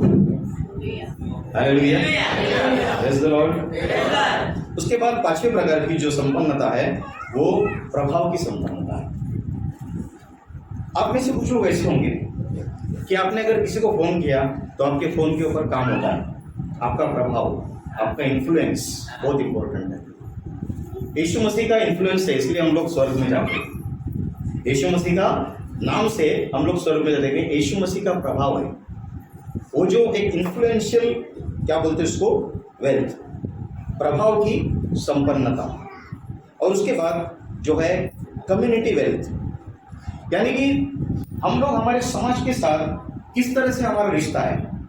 आपको आपकी सोसाइटी में कितने लोग पहचानते हैं, आपको आपके चाल में कितने लोग पहचानते हैं, अच्छा समझ के पहचानते या बुरा समझ के पहचानते। अभी कुछ अच्छे काम भी करने चाहिए ताकि मैयत हमारी जब हो जाए, मर जाए, तो 4 लोग अच्छी 4 बातें करें, नहीं तो बोलेगा मर गया ना, अच्छा हो गया। हमारा जो सोशल रिलेशनशिप है, जो जिसको मैं अभी बोल रहा था कि हमारी कम्युनिटी वेल्थ, यानी कि हम हमारे समाज के लिए, हम हमारे आजू बाजू के लोगों के लिए क्या करके जाते हो, नुसतं मी माझं मला ऐसा नहीं जिया जाता। परमेश्वर सेल्फिश लोगों को पसंद नहीं करता। नहीं, हमारा किसी के साथ कुछ ताल्लुक नहीं। घर और क्या, जॉब पे जाते घर पे आते, जॉब पे जाते घर पे जाते। अब जब मर जाएंगे तो 4 लोग क्या बोलेंगे, इसको हमने देखा नहीं कभी, फट से मर गया, पता नहीं क्या है। ऐसी जिंदगी का काम है। मैं चाहता हूं कि जब मैं मर जाऊं तब लोग मेरे बारे में बात करें, लोग मेरे बारे में 4 बातें करें कि अच्छा था, ये कुछ तो करके गया। ऐसी जिंदगी का क्या फायदा कि जिसको मतलब ही नहीं, पैदा हो गया और मर गया, क्या किया तुमने, कुछ नहीं किया। परिवार के लिए जीना तो जिम्मेदारी, लेकिन उसके अलावा हम हमारे लोगों के लिए कितने मददगार साबित होते हैं। हमारे चर्च में एक प्रोग्राम है मिशन 58। मैं चर्च में ज़्यादा फास्टिंग के ऊपर जोर नहीं देता। मैं कहता हूँ कि फास्टिंग करना है तो करो, लेकिन आप फास्टिंग करो या मत करो। यशाया 58 में लिखा है फास्टिंग के बारे में, निकालो। हमारे चर्च का हर एक व्यक्ति जो फास्टिंग करता है या नहीं करता है, वो क्या करता है, वहां पर लिखा है कि तेरी रोटी जब तू भूखे को देगा तो तेरी हर प्रार्थना को मैं सुनूंगा और तुझे मैं चंगा कर दूंगा, शीघ्र चंगा कर दूंगा। मेरे चर्च में क्या होता है कि जितने भी लोग फास्टिंग करते हैं वो उस दिन 100 रुपया अलग से निकालते हैं और 100 रुपया जो है हम जमा करते हैं, सबके 100 रुपए, और फिर एक एकदम जरूरतमंद परिवार रहेगा उसको 1 महीने का राशन भर के देते हैं। आपकी रोटी किसी जरूरतमंद के घर पे जाएगी, वो फास्टिंग सक्सेसफुल है। नहीं तो बोलते आज मैं फास्टिंग में हूँ, गैस बच गया, चावल बच गया, तेल बच गया, इसको फास्टिंग नहीं बोलते। जिस दिन आपका फास्टिंग हो उस दिन आपका खर्चा होना जरूरी है, तभी परमेश्वर आपकी बात सुनेगा। आप घर पे जाकर पढ़ो, यशाया 58 में लिखा है परमेश्वर का फेवरेट फास्टिंग, और वो फास्टिंग जब करते लोग तब वो पैसा जो है हमारे चर्च के लोग वो अलग से निकालते, लाके देते हमें, और जब पैसा इकट्ठा करके हम देखते कि कोई जरूरतमंद परिवार है उसको राशन भर के दो। गेहूं से लेके मैगी तक हम लोग भर के देते, किसी को जरूरतमंद। भिखारी बने, भिखारी हमसे ज्यादा अमीर है। मैं अभी ओला से आ रहा था, जो ओला चलाने वाला बोला मुमरा के भिखारी प्याज से भेजा देते, मतलब इतने अमीर लोग हैं वो। मुमरा के भिखारी सबसे अमीर लोग हैं, भिखारियों की राजधानी है Mumbra. Praise the Lord, hallelujah. जरूरतमंद को दो, किसी बच्चे की फीस भरो, किसी कोई गरीब दिखा रास्ते पे, एक 10 रुपए का वड़ा पाव उसको दो। कोई गरीब है, एकदम बीमार पड़ा है रोड पे, रोड के साथ बाजू में, भिखारी नहीं है वो, बेचारा गरीब है, वो मांग नहीं पाता, लेकिन उसको दो। और मैंने देखा कि हम लोग कई लोगों को मदद कर चुके हैं, क्योंकि हमारे चर्च के लोग फास्टिंग करते हैं तब वो पैसा देते हैं। फास्टिंग करो या मत करो, तुम्हारा पैसा किसी भूखे के पेट में जाना चाहिए। तब परमेश्वर कहता है मैं तुझे शीघ्र चंगा करूंगा, मैं तेरे आगे चलूंगा, मेरा देश तेरे साथ रहेगा। ये सारे प्रॉमिसेस है, सिर्फ एक ही बात है कि तू तेरी रोटी दूसरों को दे। हालेलुया, जोर से बोलो हालेलुया। हम अपनी रोटी को क्या करते हैं? ये माझी भाकर, ये माझा पैसा शैतान गायब कर देता है। सुबह लाके रखा, शाम को गायब हो गया। क्यों? मेरा किया। उस परमेश्वर का रहता अगर तो शैतान उसको छू नहीं पाता था। जो आपके घर में है वो आपका है कि परमेश्वर का है, वो बहुत इंपॉर्टेंट है। पैसे में क्यों लोग आशीष नहीं पाते? क्योंकि वो लोग कहते हैं मेरा पैसा। तो प्रभु बोलता है तेरा है, तू दे, मुझे क्या है? मैं क्यों उसको बढ़ाऊं? सुनो मेरी बात, मैं क्यों उसको बढ़ाऊं? तू क्या बोल रहा है? तेरा है। आपकी चीज परमेश्वर लेगा? ये मोबाइल किसका है? बोलो ना, आप लेंगे? इसमें कुछ करेंगे आप? मैं बोलूंगा ये मेरा मोबाइल है, मतलब पास्टर तुमचा मोबाईल तुमचा तुम्ही ठेवा, मला काय करायचं? सेम वे परमेश्वर बोलता है। जब आप बोलते ये मेरा पैसा, ये मेरी मेहनत की कमाई, लेकिन अभी हमने बाइबल पढ़ा कि मेहनत करने की ताकत कौन देता है? हाँ? और फिर बात जब परमेश्वर मेहनत करने की ताकत देता है, लेकिन जब परमेश्वर को पैसा देने का टाइम आता है बोलते मेरा पैसा, तो परमेश्वर बोलता है तेरा तू देख, मैं कुछ नहीं करूंगा। करेक्ट? पटेगा तुम्हाला? आपले किती पैसे गरिबांच्या हातात जातात? 1 रुपया देत नाही आपण, आणि देवासमोर उभा राहतो, मेरा जीवन मैं तुझे अर्पण करता हूं। प्रभु बोलता है भाग इधर से, मेरा जीवन तेरे काम है। पहले जा किसी गरीब को रोटी खिला के आ, तभी मेरे सामने खड़ा रहे। बकवास करना नहीं चर्च में आके। आपने चर्च में हाथ उठा के प्रार्थना की, इसका मतलब प्रभु आपकी सुनता ऐसा नहीं है। जब आप किसी गरीब को मदद करते, जब किसी के पास जाकर उसकी सेवा करते, कुछ ना कुछ किसी को देते, तब परमेश्वर बोलता है ये मेरा बेटा है। Hallelujah, hallelujah. ये नाटकबाजी परमेश्वर बर्दाश्त नहीं करता। हाथ उठा रहे, चिल्ला रहे, बम्बा बम कर रहे, प्रभु बोलता है तू ढूंढी, तूने बाजू वाले को 1 रुपया दिया नहीं, जब सामने तड़प रहा था आदमी, उसको तूने मदद नहीं किया, इधर आके क्या हाथ उठाया था, भाग इधर से। इसलिए कई लोग आशीष नहीं पाते। हमारा पैसा गरीबों तक जाना चाहिए, तभी तो वहां से प्रभु आशीष देगा। करेक्ट है पास्टर? मिशन 58 में चर्च के छोटे बच्चे भी डालते हैं। मैंने उनको सिखाया, हम लोग हमारे बच्चों को क्या सिखाते हैं? ये 10 रुपया है, इसके लेस लेना, ये 1 रुपया है, ये चंदे में डालना। बच्चा क्या समझता है? परमेश्वर की इज्जत 1 रुपये की है और मेरा लेस 10 रुपये का है। सिखाते हैं। बच्चे के हाथ में कितना नोट रहता है? 5 का, 1 का, साउंड ऑपरिंग, ठन ठन ठन ठन आवाज आता है। 1 रुपया गिर रहा है, 5 रुपया गिर रहा है, 10 रुपया गिर रहा है, ये हम करते और परमेश्वर से बोलते प्रभु मुझे आशीष दे। बच्चों को क्या सिखाते हम लोग? प्रभु की वैल्यू है 1 रुपया, तेरी वैल्यू है 10 रुपया। 10 रुपये का लेस खा, 10 रुपये का चॉकलेट खा, और चर्च में 2 रुपया डालो, ये हम सिखाते हैं। वो बच्चा भी वैसे ही बन जाता है, जैसा बाप वैसा बच्चा। Social wealth. उसके बाद 7वां जो संपन्नता है वो है, 7वां जो आखिरी का संपन्नता है वो जनरेशनल वेल्थ। बाइबल में लिखा है कि धर्मी व्यक्ति अपने परिवार के लिए कुछ ना कुछ छोड़ के जाता है। मतलब परमेश्वर, सुनो मेरी बात, कि परमेश्वर आपको इतना आशीषित करेगा कि आप जब मर जाओगे आप अपने बच्चों के लिए कुछ तो छोड़ के जाओगे, आप अपने बच्चों के लिए कुछ तो छोड़ के जाओगे। ये 7वें प्रकार की संपन्नता है। 7 प्रकार की संपन्नता है, और इसमें कोई भी संपन्नता अगर आपके पास है तो प्रभु को धन्यवाद कीजिए कि प्रभु मेरे पास तूने संपन्नता रखी। Praise the Lord, hallelujah. अभी हम गरीब क्यों होते हैं? गरीबी के कारण, मैं आपको गरीबी के कारण बताऊंगा, सुनेंगे? जोर से बोलो, सुनेंगे? पहला कारण है जो मैंने पहले ही बताया कि हम अपने आप को आशीषित नहीं करते। हम अपने आप को क्या करते हैं? शापित बोलते हैं। हमेशा बोलते हैं हम गरीब है, हम गरीब है। ये बोलने की वजह से क्या होता है? शाप आता है। अभी दूसरा शाप कैसे आता है? सुनो, हम लोग हमारे शरीर के ऊपर शाप देते हैं। जैसे मैं 4 माला चढ़ नहीं सकता, हाँ, मैं 4 माला चढ़ नहीं सकता, बाद में मैं दौड़ नहीं सकता, मैं चल नहीं सकता, मुझे इस चीज़ की एलर्जी है, मैं ये नहीं कर सकता, मैं वो नहीं कर सकता, मैं बर्दाश्त कर नहीं सकता, मैं डरता हूँ। अपने आप को ही बोलते रहते, मैं ऐसा करता हूँ, मुझे ये नहीं आएगा, मेरे को वो नहीं आएगा, मैं ये नहीं कर पाऊंगा, मैं वो नहीं कर पाऊंगा। और बाइबल में लिखा है जो मुझे सामर्थ देता है उसके द्वारा मैं सब कुछ कर सकता हूँ। क्या कर सकता हूँ? जोर से बोलो। और आप क्या बोलते हैं? मला समर्थ नाही आता वय झालं, आता हे दुखणार, आता ते दुखणार, हे आप बोलते नाही पास्टर, पण वय झालं ना, आता काय झालं माझं, आता तिशी उलटली ना, आता हे होणारच। पण बायबल तसं नाही सांगत। बाइबल सांगतं की जैसे आपके उम्र के दिन बढ़ते हैं वैसे आपकी ताकत बढ़ेगी। ये कौन बोल रहा है? ये कौन बोल रहा है?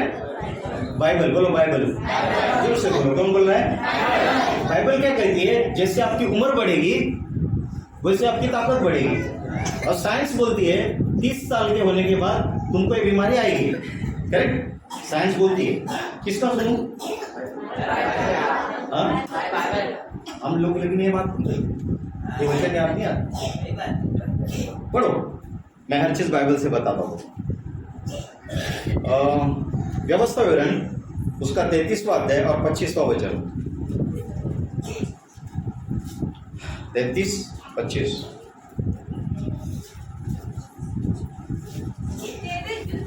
तेरे जूते लोहे और पीतल के होंगे, और जैसे तेरे दिन वैसे तेरी शक्ति हो। हालेलुया। सबसे बोलो हालेलुया। मतलब जितनी आपकी उम्र है उतनी आपकी ताकत बढ़ेगी। आपने सुना है वचन कभी? सुना ना? सुना? बाइबल क्या कहती है? जैसे तेरी उम्र बढ़ेगी वैसे तेरी ताकत। और हम क्या बोलते हैं? आता 40ची गाठी मी, आता हे दुखणार, ते दुखणार, ते दुखणार। करेक्ट? ये हमारा स्टेटमेंट है। बाइबल में लिखा है, मैं एक वचन आपके लिए पढ़ रहा हूं, आप मन पढ़िए। 40-31 में लिखा है, परंतु जो यहोवा की बाट जोते वो नया बल प्राप्त करते जाएंगे, वो उकाबे के नहीं उड़ेंगे, दौड़ेंगे और श्रमित न होंगे, चलेंगे और थकित न होंगे। वचन संहिता 92:13 में लिखा है, जो यहोवा के भवन में रोपे जाकर हमारे परमेश्वर के आंगनों में फूले फलेंगे, वो पुराने होने पर भी फलते रहेंगे और रस भरे और लहलहाते रहेंगे। Praise the Lord. Hallelujah. Bible में लिखा है, तुम तुम्हारी जबान का फल भोगोगे। बाजू वाले को बोलो, मैं मेरी जबान का फल भोगूंगा। बाजू वाले को बोलो, मैं मेरी जबान का फल भोगूंगा। सुनो भाई, मेरे पास आपका बॉडी परमेश्वर का मंदिर है। आपका शरीर किसका मंदिर है? मंदिर को गाली देने के बाद प्रभु आपको आशीषित करेगा? ये मंदिर को हम खुद ही गाली देते हैं। माझा होता ना हे दुखतो, माझा होता ना ते दुखतो, उद्या हे दुखणार। एडवांस। ये संडे जो आदमी पास्टर के पास पीठ दर्द के लिए आया है वो अगले संडे कमर दर्द के लिए आता है। चालूच रहता है उसका। पास्टर ह्याच्यासाठी प्रार्थना करा, पास्टर ह्याच्यासाठी प्रार्थना करा। ये परमेश्वर का वचन क्या कहता है कि जैसे तेरे दिन बढ़ेंगे वैसे तेरी ताकत बढ़ेगी। हालेलुया। सुनो, मूसा 120 साल का था। कितना? बाइबल में लिखा है उसको चश्मा नहीं था। 120 साल के मूसा को चश्मा नहीं था, और उसकी मर्दानगी यानी कि उसका पुरुषत्व कायम था, यानी कि वो शादी करता था, बच्चे पैदा कर सकता था। कितनी उम्र है? 120। सब लोग बोले 120। अभी आज की तारीख में कोई जीता 120? लेकिन परमेश्वर ने उसको आशीषित किया। जब कालेब 85 इयर्स का था, 85 वर्षाचा होता, तेव्हा बोलला की मला तो डोंगर दे। काय दे? मला वो पहाड़ दे मेरे को। 40 साल का जब मैं था तभी मेरे पास जितनी ताकत थी आज भी उतनी है। 40 साल का जब मैं था मेरे पास जितनी ताकत थी आज भी उतनी है। मेरे को पहाड़ दे।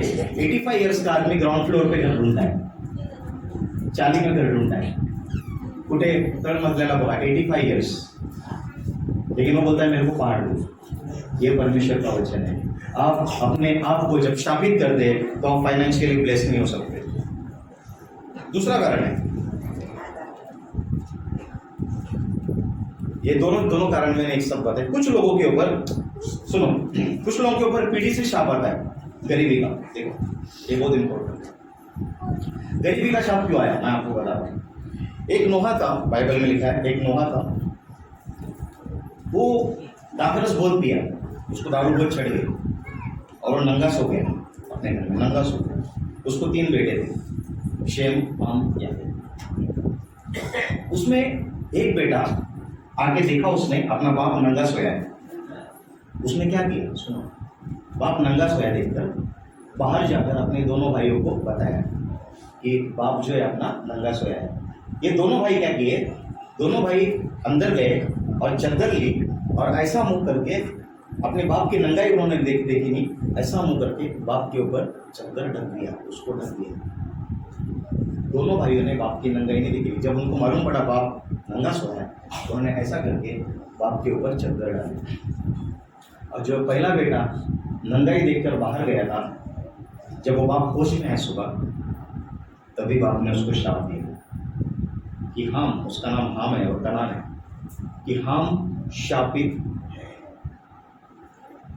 और हम कौन है मालूम? नाइजीरिया, अफ्रीका, जो हमारे देश से भी गरीब लोग हैं, वो उसके वंशज हैं। नोहा मर गया, लेकिन लोग आज भी 1-1 रुपए के लिए तरसते हैं। पीढ़ी का शाप कब आता है? जब आप सुनोगे, जब आप किसी के नंगाई किसी और को बताते हैं, शाप आपके ऊपर आएगा, गरीबी का शाप आएगा। आपके चर्च में किसी की भी नंगाई अगर आपको मालूम है, किसी का भी अगर निगेटिव पॉइंट आपको मालूम है, उसको ढकने की कोशिश करो, बाहर जाकर बताओ मत, या किसी को भी मत बताओ, अपने बिलीवर लोगों को भी मत बताओ। नाही मी प्रेयर करायला सांगितलं, कशाला सांगितलं, कशाला उडाळ्या करायच्या, गप्पच की। किसी की भी नंगाई जब आप किसी को भी जाकर बताते हैं, वैसे का शाप आता है। उसने शाप दिया कि उसने मेरी नंगाई जाकर बाहर बताई, ये 2 भाइयों ने मुझे ढका, वो आशीषित होंगे। और जो 2 भाई है, जो 2 राष्ट्र है, वो आशीषित हुए। और ये जो हम है, ये आज भी गरीब है, आज भी वो देश ऊपर नहीं है। नाइजीरिया, जो काले काले लोग रहते हैं ना, वो लोगों का देश बहुत गरीब है। नाइजीरिया, सोमालिया, ये देश में खाने के वांदे, बच्चे भूखे मरते हैं, बाहर से राशन देना पड़ता है, देश में कुछ नहीं उगता। तीसरा शाप है, तीसरा गरीबी का कारण है। वो सुनो, अभी बहुत प्रैक्टिकल बात करता हूँ। लोग हमेशा बोलते हैं पैसा बोलता नहीं, लेकिन आपने कभी टाइम टेबल, आपने कभी घर का ये बनाया, बजट बनाया, कितना पैसा आता है और कितना पैसा जाता है? आप पैसे का मैनेजमेंट नहीं करते, पैसा आ गया उड़ा दिया, पैसा आ गया उड़ा दिया। अभी कुछ लोग ऐसे रहते हैं कि एक जगह से लोन निकालते हैं और वो पेमेंट करने के लिए दूसरी जगह से लोन निकालते हैं और फिर तीसरी जगह से लोन निकालते हैं। ऐसे कई सारे लोग जो है इन दिनों में लोन निकालते हैं और फिर लोन ही भरते रहते हैं। क्या हो गया? आजकल कंपटीशन हो गया, उसके पास आईफोन है, मेरे पास भी होना चाहिए। मैनेजमेंट नहीं, हमारे घर में मैनेजमेंट नहीं होता, हमारे घर में प्लानिंग नहीं रहता। अभी सुनो, नीड और वांट, आपको किस चीज की जरूरत है और आप कौन सी चीज मांग रहे हैं। अभी ये मेरा मोबाइल है, मैंने आज से 5-6 साल पहले खरीदा था, कभी खरीदा था मुझे याद नहीं। मोबाइल अच्छा चल रहा है, प्रेस गॉड। लेकिन इसने अगर आईफोन लिया तो मैं भी कर्जा निकाल के क्यों लूं आईफोन? हाँ, ये चल रहा है बराबर, ये चल रहा है बराबर, लेकिन उसके पास है तो मेरे पास क्यों नहीं है? ये मुझे समझ में नहीं आता कि हम बोलते हैं हफ्ते पे मिल रहा है ना, 0 डाउन पेमेंट है, ले लो, उसका इंटरेस्ट रेट है 12%, करेक्ट? 12% के अंदर है, हम 12% देते हैं। मतलब आप जो चीजें आपके घर पे रहती है उसका मैनेजमेंट करते क्या? मेरे चर्च में मैंने ये दिया है, इनको चार्ट दिया लोगों को बना के, एक साइड में तुम्हारा इनकम लिखो और एक साइड में तुम्हारा खर्चा लिखो कि रोज का तुम्हारा दूध का खर्चा कितना होता है, रोज का तुम्हारा जो आप करते हैं उसका खर्चा कितना होता है, दूध का खर्चा है, केबल का बिल है, वाईफाई का बिल है, बच्चों की फीस है, ये सब लिखो और तभी आपको समझ में आएगा कि पैसा कितने कम पड़ रहा है। समझो, प्लानिंग सोचो। आपका पगार 20,000 है और आपका खर्चा अगर 25,000 निकला तो ये 5,000 एक्स्ट्रा कहां से आए? जवाब दो। आपका खर्चा कितना है? आपका कमाई कितना है? 20,000, पगार कितना है और खर्चा कितना है? 25। तो ये 5,000 एक्स्ट्रा कहां से आए? कैसे खर्चे किया आपने? प्रभु ने दिया? नहीं, प्रभु ने नहीं दिया, हमने इधर उधर से मांग के खर्चा किया।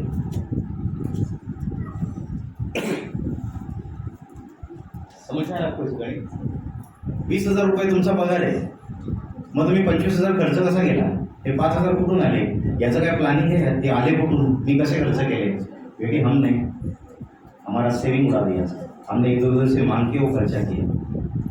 पहले तो परमेश्वर उसको लेवल करेगा। 20,000 तुम्हारा इनकम है, 20,000 तुम्हारा खर्चा होना चाहिए। उसके बाद जो 20 का 25 करना परमेश्वर का काम है। लेकिन हमको ये नहीं समझ में आता है कि 20 का 25 कैसे हो गया, 20 कमाता हूँ 25 खर्चा कैसे हो गया, इधर से मांग उधर से मांग करके खर्चा हो गया। इसका कोई प्लानिंग नहीं, हमारे पास कोई रिटर्न रिपोर्ट नहीं, हम कभी लिखते नहीं, और लिखे नहीं रखने की वजह से क्या होता है? प्रॉब्लम होता है मैनेजमेंट। उसके बाद मैं अभी फास्ट जाऊंगा थोड़ा। उसके बाद चौथी बात है वासना की आत्मा, स्पर्धा। पाहिजे उसने 5,000 की साड़ी ली तो मैं तो 10,000 की लूंगी, दिखाने का मेरे को भी। कोई ऐसे रहते हैं। एक औरत ने मोबाइल खरीदा, आईफोन। क्यों आईफोन खरीदा? क्योंकि उसके जो रिश्तेदार है उन्होंने 50,000 का खरीदा, तब इसने 90,000 का खरीदा। जरूरत कुछ नहीं थी, लेकिन ये जो ब्रांडेड आईफोन रहते हैं उसका सिर्फ 30% आप यूज करते हैं। ये भी सुनिए, 30% यूज करते, 70% पड़ा रहता है। क्योंकि आजकल मोबाइल बोलो तो फोटो केवल उनको समझता ही नहीं, और 70% मोबाइल आपका ऐसे ही पड़ा रहता है, आपका खर्चा वेस्ट होता है। उसके बाद आगे चल के हम लोग देखेंगे तो लोगों का शाप। सुनो, लोगों का शाप। हम लोग अगर गलत धंधा करते, चीटिंग करके पैसा कमा रहे, वो लोग हमें शाप देंगे नहीं? बोलो ना, देंगे कि नहीं देंगे? वो शाप हमारे जीवन में काम करेगा। इसको ज्यादा एक्सप्लेन नहीं करूंगा मैं। उसके बाद जो है परमेश्वर से ज्यादा लोगों के ऊपर भरोसा करते हैं। तो मला देगी, हाँ मला देगी, तो मला देगी। जब आपको पैसे की जरूरत रहती है, सबसे पहले हम परमेश्वर के पास नहीं जाते, हम अपने कॉन्टैक्ट्स में कॉल करते, इसको कॉल कर, उसको कॉल कर। अगर किधर से भी नहीं मिला तो हम परमेश्वर के पास जाते हैं। 7वां कारण है परमेश्वर के कामों में सुस्ती करना, चर्च के कामों में सुस्ती करना। जाऊ दे ना, आरामात जाऊ, आता गाडीत चालू असते। परमेश्वर के कामों में सुस्ती करना, बाइबल में लिखा है शापित है वो मनुष्य जो परमेश्वर के काम को क्या करता है? सुस्ती करता है, सुस्ती से करता है, आराम से करता है। पवित्र आत्मा की आवाज नहीं सुनना, ये भी एक कारण है। पवित्र आत्मा आपको बोलता है कि यहाँ पर पैसा मत डाल, हम वहां पर पैसा डालते हैं। पवित्र आत्मा बोलता है कि इसको पैसा मत दे, हम पवित्र आत्मा को बोलते नहीं वो दे देगा मेरे को, बाद में डूब जाता है पैसा। पवित्र आत्मा बोलता है उसकी जमानत मत लेना, हम जमानत ले लेते हैं, और बाद में वो पैसा देता नहीं, और फिर गले में फांस हमारे आता है। आपने कुछ लोगों ने शायद अनुभव किया होगा कि हम किसी की जमानत देते हैं, बाद में वो आदमी पैसा भरता नहीं, और वो कंपनी के कॉल हमें आते हैं, हमें अपना मोबाइल स्विच ऑफ करना पड़ता है। लेना ना देना पोपट का शिवसेना, सही है? जमानत देते, हाँ भरेल तो, और वो भरता ही नहीं। नवी चीज, पारंपरिक सोच, पुरानी सोच। बाइबल में लिखा है कि नया दाखरस मैं पुरानी बाटली में नहीं डालूंगा। हमारी सोच पुरानी है। चर्च में आते फिर भी अंधश्रद्धा है। रात्रि नखो कापू नका, रात को नाखून नहीं काटनी चाहिए, रात को सीटी नहीं बजानी चाहिए, ये कड़ी मत बजाओ झगड़ा होएगा, चप्पल उल्टा मत रखो लक्ष्मी भाग जाएगी। ये अगर सोच रहेगी तो प्रभु कहाँ से आशीषित करेगा? आज कावड़ा उड़ते, कौवा चिल्ला रहा है, मेहमान आएंगे, मेरी आंख फड़फड़ा रही, कुछ पैसा मिलने वाला है, ये हमारी सोच है। और ये लोग बोलते प्रभु मुझे आशीषित कर, कहां से करेगा? करेक्ट है पास्टर? पुरानी बाटली आपकी, बोलो पुरानी बाटली, जोर से बोलो पुरानी बाटली। पैसे का आशीष नया दाखरस है, पैसे का आशीष प्रभु देना चाहता है आपको, लेकिन प्रभु बोलता है तेरी बाटली दिखा, बाटली पुरानी थी। परमेश्वर बोलता नहीं दूंगा, क्योंकि नया दाखरस पुराने बाटली को फाड़ देगा। हमारी सोच पुरानी है, हमारी सोच पुरानी है। बिल्ली गई रास्ते से, अरे बाप रे आप शकुन हो गया, चलो जाओ वापिस जाओ। बिल्ली कैसे आपका आप शकुन होता है? रात को नाखून नहीं काटते, रात को सोई नहीं देते, रात को नमक नहीं देते, और नजर उतारते रहते। अरे बच्चा बहुत रो रहा है, नजर उतारो। शैतान के हाथ में बच्चे को देते और बोलते प्रभु इसको आशीषित कर, प्रभु मुझे आशीषित कर। प्रभु बोलता है बस रे, पुरानी बाटली है, तो कौन है? नया दाखरस नहीं दूंगा। पारंपरिक सोच, बुढ़े लोगों की जैसे सोच।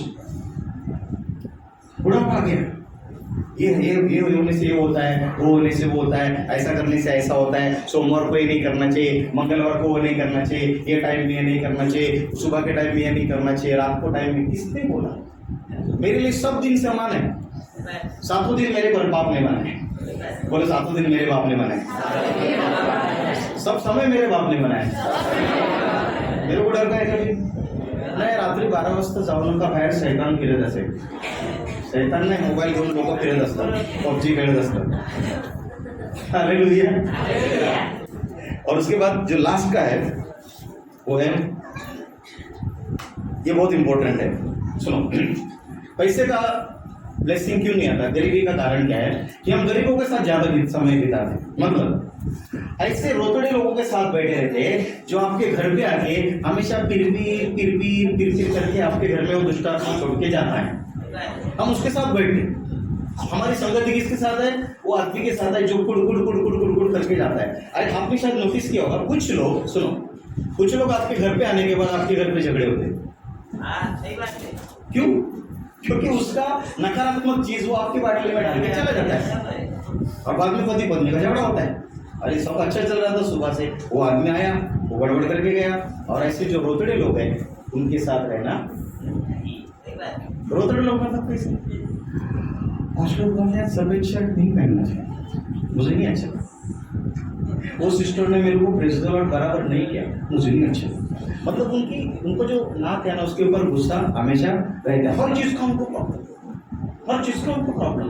पास्टर ने मेरे को ना ऐसा प्रेस द लॉर्ड किया। आज मैंने इतनी अच्छी साड़ी पहन के गई, पास्टर ने बोला भी नहीं, मेरे को देखा भी नहीं, मुझे चर्च में नहीं आना है, मुझे चर्च में नहीं आना है। आप लोग ऐसे नहीं, आप लोग बहुत अच्छे। उनकी काय पण झालं की वाईट वाटतं। जसं तुझा जन्म वाईट वाटायसाठी पैदा झालाय तू। हर चीज में बुरा लगता है। ऐसे लोग अगर आपके जीवन में हैं तो लात मार के भगा दो। हालेलुया। मुझे नहीं लगता इससे लोग। मैं ऐसा देखता हूँ, 10-15 मिनट देखता हूँ आदमी, 10-15 मिनट में इसकी जबान से अगर नकारात्मक बातें निकल रही है, उसको बोलता हूँ बस हो गया, अभी तेरे साथ नहीं रहूँगा। हाँ, तू मेरे घर पे आएगा ना, मैं तेरे घर पे आऊँगा। हाय हेलो ठीक है।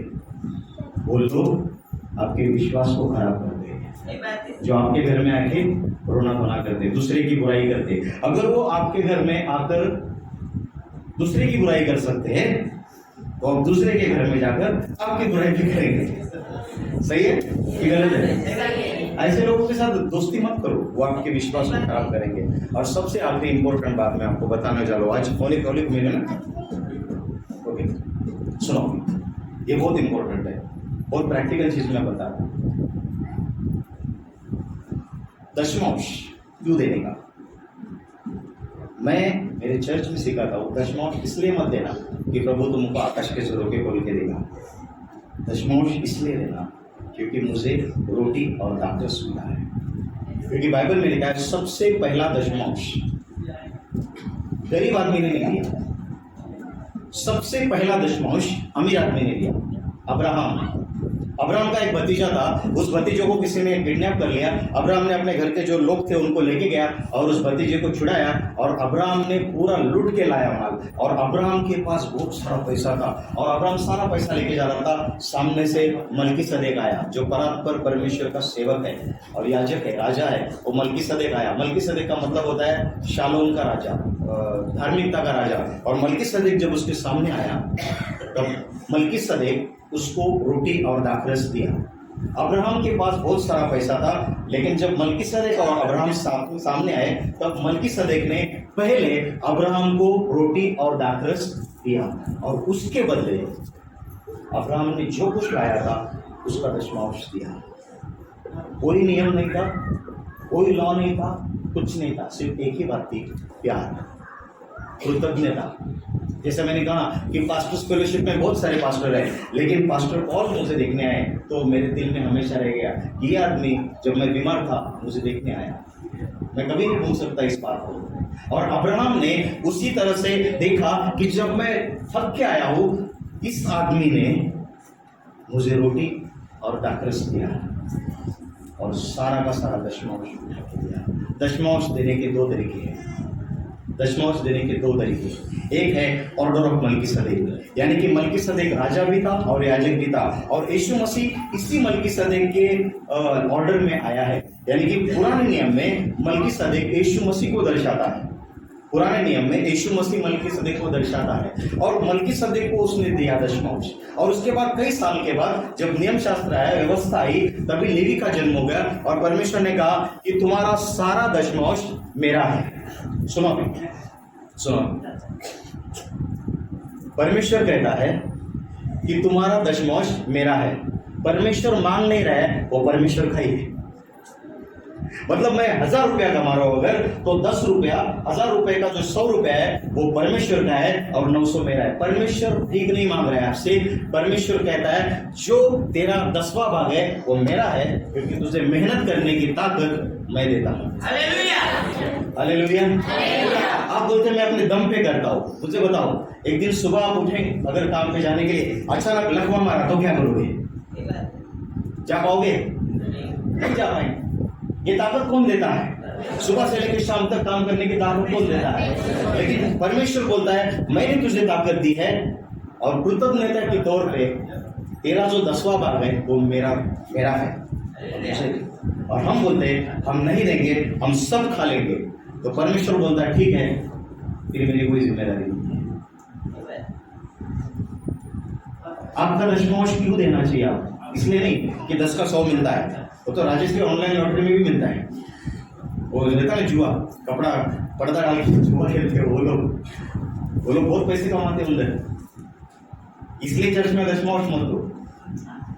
फिर बोले हम लोग तो काम पे नहीं जाते, काम क्यों दशमांश देने का? जो काम पे नहीं जाते उनके पास टाइम है। 2 घंटा 40 मिनट, 24 घंटे का दशमांश होता है। 2 घंटा 40 मिनट, 2 घंटा 40 मिनट परमेश्वर को दो रोज। हमारे पास 2 घंटा 40 मिनट परमेश्वर को देने के लिए नहीं है, लेकिन रात को सीरियल देखने के लिए है। रात को 8 बजे से लेकर 11 बजे तक इसकी बहू उसके साथ भाग गई, उसकी बेटी इसके साथ भाग गई, हम भूल लगे इसके अंदर, मुझे से कोई पड़ा देखते आता काय चलो। और अगर रात को लाइट गया तो दूसरे दिन रिपीट टेलीकास्ट देखते 2 से 5 हम सिरियल को देते 8 से 11 पर शाम की सिरियल को देते। यांची बायको त्याच्यावर पळाली, तिचा नवरा त्याच्यावर पळाला, आम्हाला लय आनंद वाटतो। आणि आमच्या घरात पण सिरियलचंच वातावरण सुरू होतं। नवरा टक्के देतो आणि बोलतो पास्टर प्रार्थना करा, पहिले सिरियल बंद करते।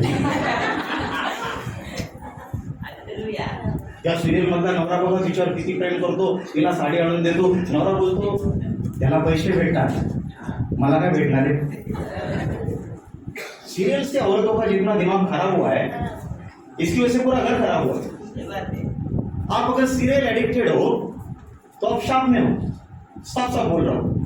नहीं कि आमची आवड़ती सीरियल है, वो हमारा फेवरेट सीरियल है। 8 से लेके 11 बजे तक आप क्या देखते हैं?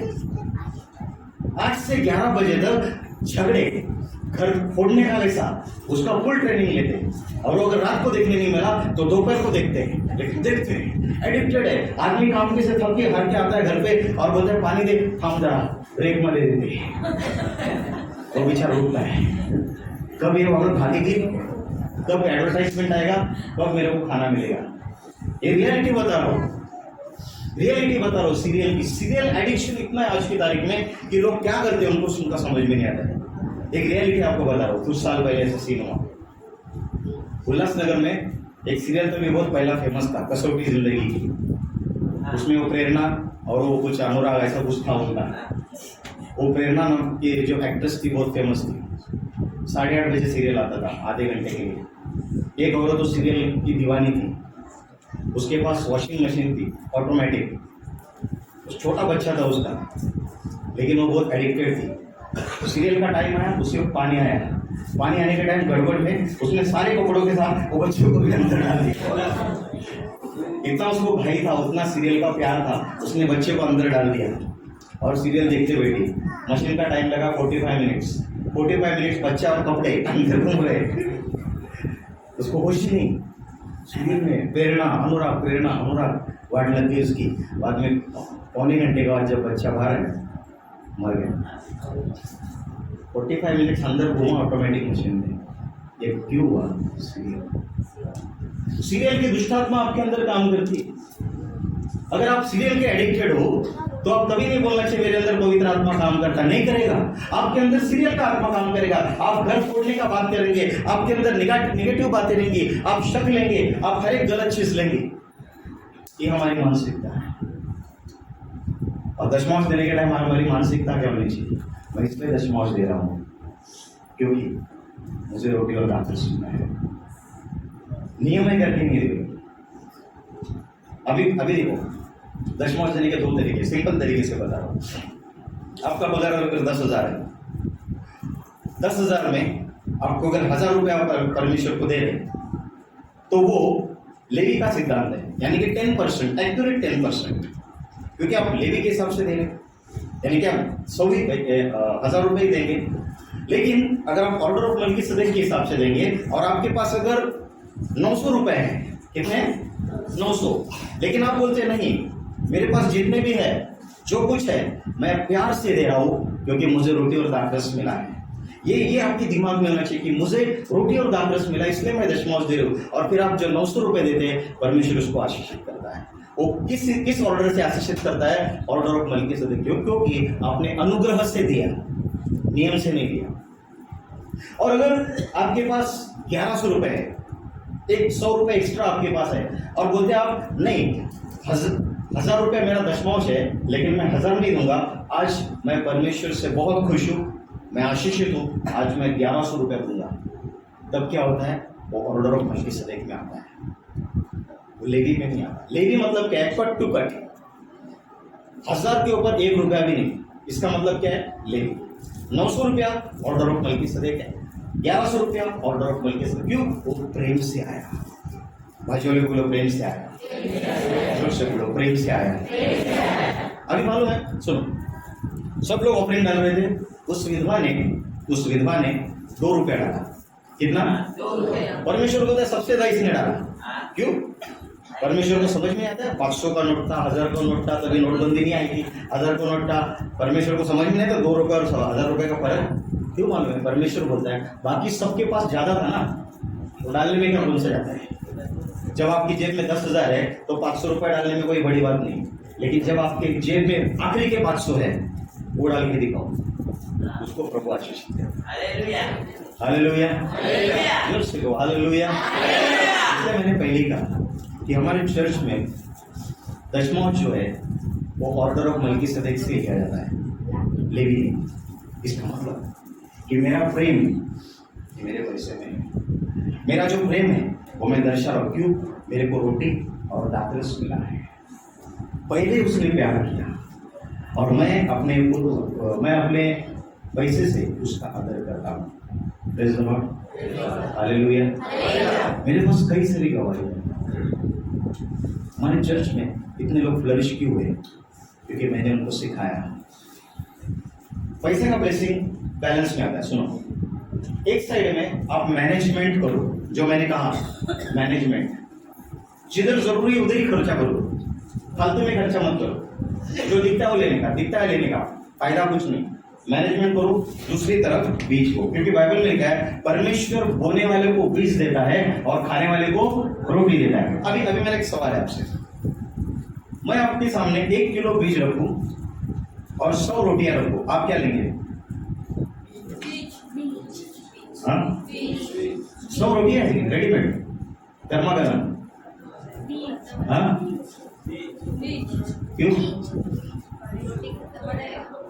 क्यों लेंगे?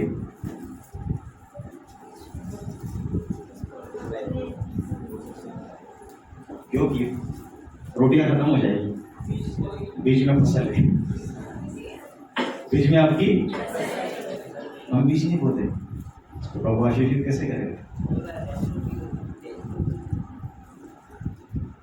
ऐसे कई लोग हैं मेरे पास जो एकदम गरीब आए थे, बीज बोने की वजह से उनका गरीबी का शाप टूट गया, और जब गरीबी का शाप टूट गया वो आशीष पाने लगे। लेवी का दशमांश और मल्कीसदेक का दशमांश फर्क है। मैं कभी नहीं कहता लोगों को, सुनो, मैं कभी नहीं करता कि तुम दशमांश दोगे तो आकाश के स्वरों खुलेंगे, ये कभी नहीं करता, क्योंकि ये पुराने नियम में। नए नियम में लिखा है कि तुम्हें परमेश्वर ने यीशु मसीह के साथ स्वर्गीय स्थानों में आशीष देकर बिठाया है। अभी मैं किधर बैठा हूं? जोर से बोलो ना। किधर बैठा हूं मैं? किधर बैठा हूं मैं? तो अभी स्वर्गीय स्थान में कौन से झरोके खुलेंगे? जो झरोके खुलने वाले थे उसी जगह में आप बैठे। सुनो, आप सब समझो, मेरे पास देखो, ये बोल के मैं खत्म करने वाला हूं। हम यहाँ पर है, आकाश के झरोके वहां पर है, बरोबर है? ऊपर कितना माला है? दूसरा माला। दूसरे माले पे आकाश के झरोके। तो पुराने नियम में, सुनो, पुराने नियम में जब आप दशमांश देते थे तब आकाश के झरोके खुलते थे कि नहीं खुलते थे? बोलो ना। अभी नए नियम में जब यीशु मसीह मरा, गाड़ा गया, तीसरे दिन जी उठा, और बाइबल में लिखा है हम यीशु मसीह के साथ स्वर्गीय स्थानों में बैठे। यीशु मसीह के साथ किधर बैठे? और सब प्रकार की आशीष देकर बैठा है। तो अभी हम कितने माले पे? अभी ये कितना माला है पास्टर? तो अभी हम कितने माले पे? तो झरोके इधर थे ना पहले, पुराने नियम में झरोके इधर थे। अभी परमेश्वर हमको किधर लेके गया? अभी झरोके खुलेंगे, क्योंकि अभी हम झरोके खुलने की जरूरत नहीं, हम खुद स्वर्ग में बैठे। बोलो, मैं खुद स्वर्ग में बैठा हूँ। जोर से बोलो, मैं खुद स्वर्ग में बैठा हूँ। तो अभी आपके पास दो ऑप्शन। ऑप्शन ए, झरोके खोलने का वेट करो, या ऑप्शन बी, सेकंड फ्लोर पे जाके बैठो। क्या करेंगे? बोलो ना, समझ में आ रहा है?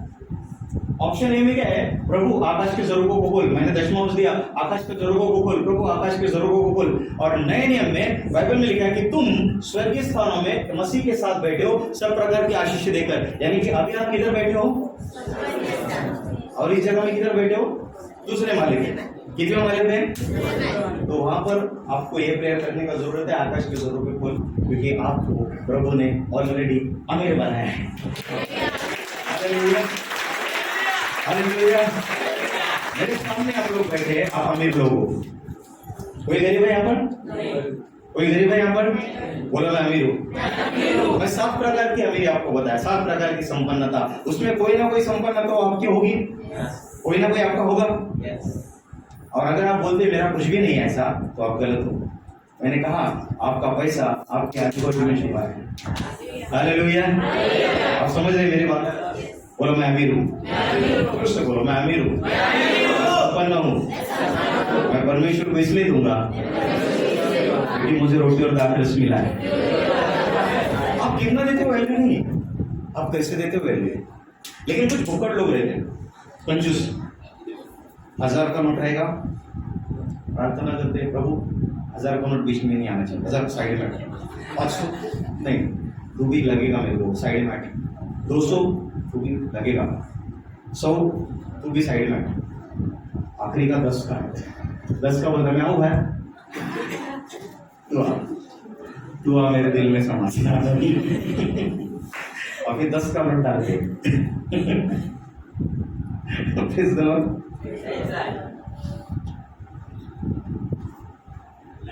मेरा एक तरीका है, प्रैक्टिकली बोल रहा हूँ। जब परमेश्वर बोलता है देना, तो किसका नहीं सुनता मैं। देना मतलब देना, बात खत्म। मुझे मालूम है परमेश्वर जितना मैं दूंगा लाखों गुना मेरे को देगा।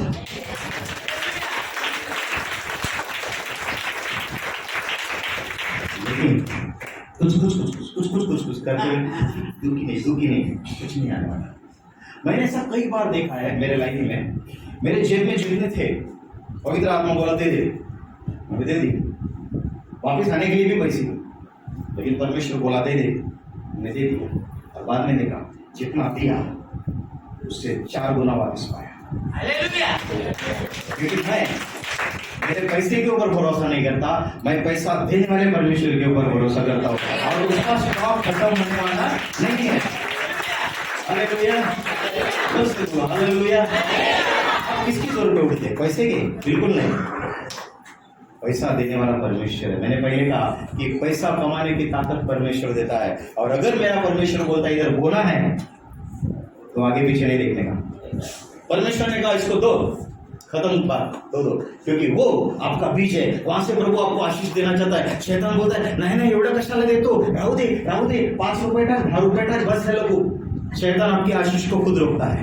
हम शैतान की बात सुनते, नाही मला उद्या लागतील ना रिक्षाला जायला, नाही उद्या लागतील ना मला। अरे परमेश्वर आपको चमत्कारी रीति से कहीं से भी परमेश्वर पैसे दे सकता है, क्योंकि आपने बीज बोया है। और जो बीज बोता है वो फल काटता है। यहाँ पर अगर कोई ऐसा है जिसने कभी बीज नहीं बोया तो आप कभी प्रार्थना भी मत करो मेरे को प्रभु आशीषित करो। आपने बीज नहीं बोया, आप काट भी नहीं पाओगे। ये बाइबल का सिद्धांत है। पट्टा है तो लो, नहीं पट्टा है तो मत लो। अगली बार मुझे नहीं बुलाएंगे, कोई फर्क नहीं पड़ता।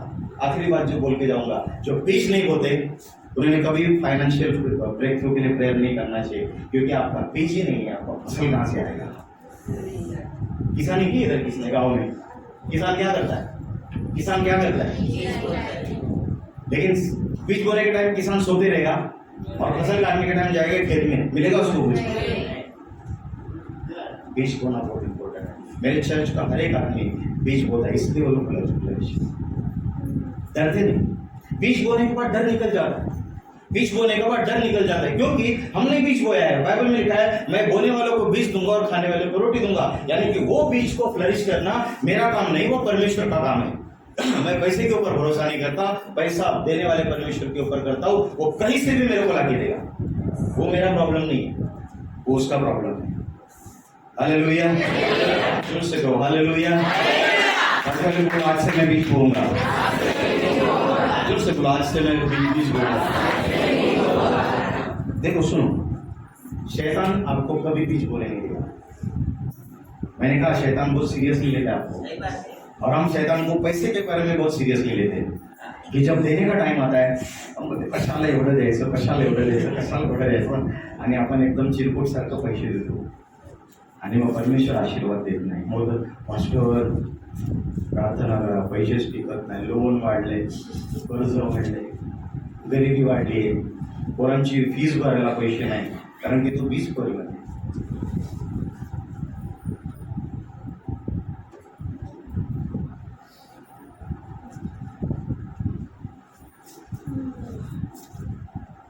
जब हम प्रभु को नहीं जानते थे, और जो ओझा, तांत्रिक, बाबा और भगत ये सब चोर लोग हैं, उनको 10-10 हजार रुपये ब्याज से निकाल के देते, घर शांति करने के लिए क्या क्या करते थे। और जब मसीह में आ गए हमें सब फुकट चाहिए। क्या चाहिए हमें? फुकट। मेरे चर्च में मैंने सिखाया कुछ भी चीज फुकट नहीं है। मैं चर्च में सिखाया कोई भी परमेश्वर का दास आता है आपके इधर, हमारे इधर चर्च में, कोई भी व्यक्ति उसको खाली हाथ नहीं मिलना, कोई भी व्यक्ति उसको खाली हाथ नहीं मिलना। क्यों? वो परमेश्वर के दास का आदर है, ये मैं करता हूँ। हमको सबको कट चाहिए। मैं 99 में बाइबल कॉलेज गया। बाइबल कॉलेज फ्री था। जो सिखाने वाले शिक्षक थे वो मेरे को बहुत फेवरेट थे, मास्टर श्रीनिवास। उन्होंने कोई चार्ज नहीं रखा था, 15 दिन का बाइबल कॉलेज था। तभी सोने का भाव 4000 रुपया था, 4000 रुपया तोला था, 4000। 99 की बात कर रहा हूँ मैं, यानी कि आज से 24 साल पहले बाइबल कॉलेज जाने का था। मेरी वाइफ प्रेग्नेंट थी, वो प्रेग्नेंट थी और मैं उस वक्त 15 दिन के लिए बाइबल कॉलेज जाने वाला था। लेकिन मुझे दाऊद का एक सिद्धांत पसंद आता है। दाऊद ने कहा मैं फुकट का होम बलि नहीं चढ़ाऊंगा, मैं फुकट नहीं हूँ, मैं लुखा नहीं हूँ, फुकट का कुछ नहीं खाऊंगा मैं। और दाऊद ने वो जो होम बलि चढ़ाया था उसका पैसा दिया। मुझे बहुत इच्छा थी कि मैं पास्टर श्रीनिवास को कुछ ना कुछ दूंगा, क्योंकि परमेश्वर का दास 15 दिन मुझे वहां पर रह के खिला के सब कुछ सिखाएगा, मैं उसको कुछ ना कुछ उसको दूंगा। मेरे पास पैसे नहीं थे उस वक्त। मैंने 4000 की मेरी शादी की अंगूठी बेच दी, शादी की अंगूठी बेच दी। मेरी वाइफ को बोला परमेश्वर का वचन ज्यादा कीमती है, ये अंगूठी तो 1000 बनेगी बाद में, लेकिन जो परमेश्वर का दास मुझे सिखाने वाला है उसको मैं खाली हाथ नहीं दूंगा। और वो अंगूठी बेची मैंने, उसके 2500 रुपये आए, वादा तो लेगी थी, 2500 रुपये आए। 2500 में मैंने 1000 रुपये निकाल कर वो पॉकेट में डालकर पास्टर श्रीनिवास को दिए, और जो 1500 थे वो घर पे दिए यूज करने के लिए। लेकिन जो मैंने सीखा, सुनो, जो मैंने सीखा वो आज भी मैं इस्तेमाल करता हूँ। तो जो परमेश्वर का दास, अभी उनका वापस कॉन्फ्रेंस है न्यू बॉम्बे में 24 से लेकर 28। इतना आशीषित हुआ मैं 15 दिन। लेकिन जब मैं इतना आशीषित हुआ, मैंने कहा कि भले मेरी सोने की अंगूठी गई, फायदा नहीं, बांधा नहीं मेरे को, गया तो गया, लेकिन मैं उसके हाथ में कुछ ना कुछ रखूंगा। उसने फ्री रखा था, फिर भी मैं दे के आया, क्योंकि मेरा सिद्धांत है मैं फुकट की कोई चीज नहीं खाता। ये लुखे लोगों की निशानी है। मला काय फुकट भेटेल का, मला काय फ्री भेटेल का, बायबल पुढे फुकट भेटते का? फुकट्या लोकांनी बाहेर जातात, त्यांचं हे काम नाही। जो भी आप देते पैसा लेके दो, ताकि आपको कोई बोलेगा नहीं, आपको कोई उंगली नहीं उठाएगा, तू तो फुकटे है। किसी का भी आप चाय पीते हो, कभी ना कभी उसको चाय पिलाओ, नहीं तो बोलेंगे तो लुखा है, हमारा ही चाय पीता हमेशा। एज अ पास्टर मैं मेरा दशमांश पहला देता हूँ, मेरा एक सिद्धांत है, लेकिन मैं मेरे चर्च में मेरा दशमांश नहीं देता। एज अ पास्टर मुझे किसी ने सिखाया कि आप अगर पास्टर हो चर्च के, आपका दशमांश किसी बाहर के सेवक को जाना चाहिए, बाहर की सेवकाई आपके द्वारा मजबूत होनी चाहिए। आपके लोग आपकी सेवकाई मजबूत कर रहे हैं, लेकिन आप और किसी की सेवकाई मजबूत करो। ये मैं करता हूँ और मैं देखता हूँ, जब मैं दशमांश डालता हूँ, सुनो, मैं जब दशमांश डालता हूँ मैं लिख के रखता हूँ किसको, कौन से सेवक को मैंने दिया। पवित्र आत्मा मुझे लीड करता है, उस सेवक को दो, तो उस सेवक को मैं देता हूँ। और बाद में मैंने देखा है कि 15 दिन के अंदर जितना मैं उसको देता हूँ उससे 4 गुना वापस मिलता है। आपसे मिलता है, कोई ना कोई आएगा, मुझे दिखा जाएगा, क्यों? मैंने बीज बोया है।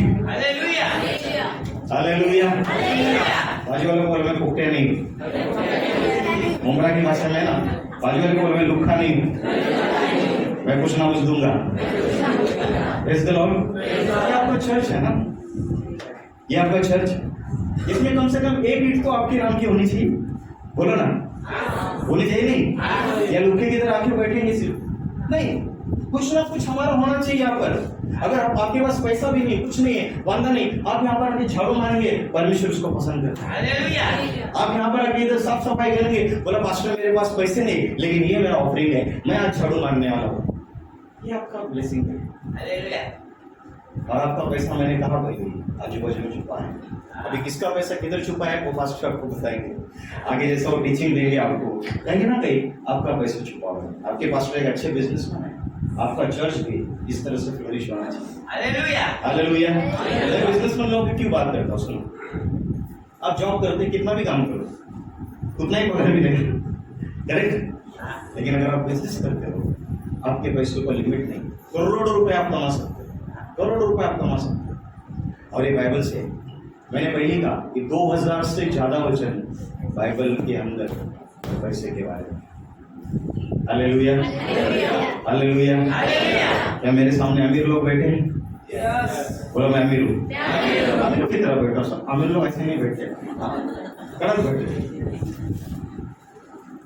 आज हो सकता है कि आपके पास पैसे नहीं होंगे, आप गंदा होंगे, आप कष्ट में डूबोगे, लेकिन जब आप इस प्रिंसिपल के ऊपर चलेंगे, मैं आपको बता रहा हूँ, ये अक्टूबर महीना है, टाइम लगाओ। मुझे एक आदत है टाइम लगाने की। चैलेंज परमेश्वर एक्सेप्ट करता है। मेरे चर्च के लोगों को मैंने बोला है, ऑर्डर ऑफ मलकीसेदेक में जो मैं अभी सिखा रहा हूँ, दिसंबर 2022 तक हम सब फ्लरिश होने वाले हैं। मैंने टाइम दिया है 31 दिसंबर 2022। मैं उसके लिए प्रार्थना कर रहा हूँ, उनको सिखा रहा हूँ। मैंने कहा कि दिसंबर 2022 तक आप अपने पैसे के ऊपर राज करोगे, पैसे के लिए करोगे।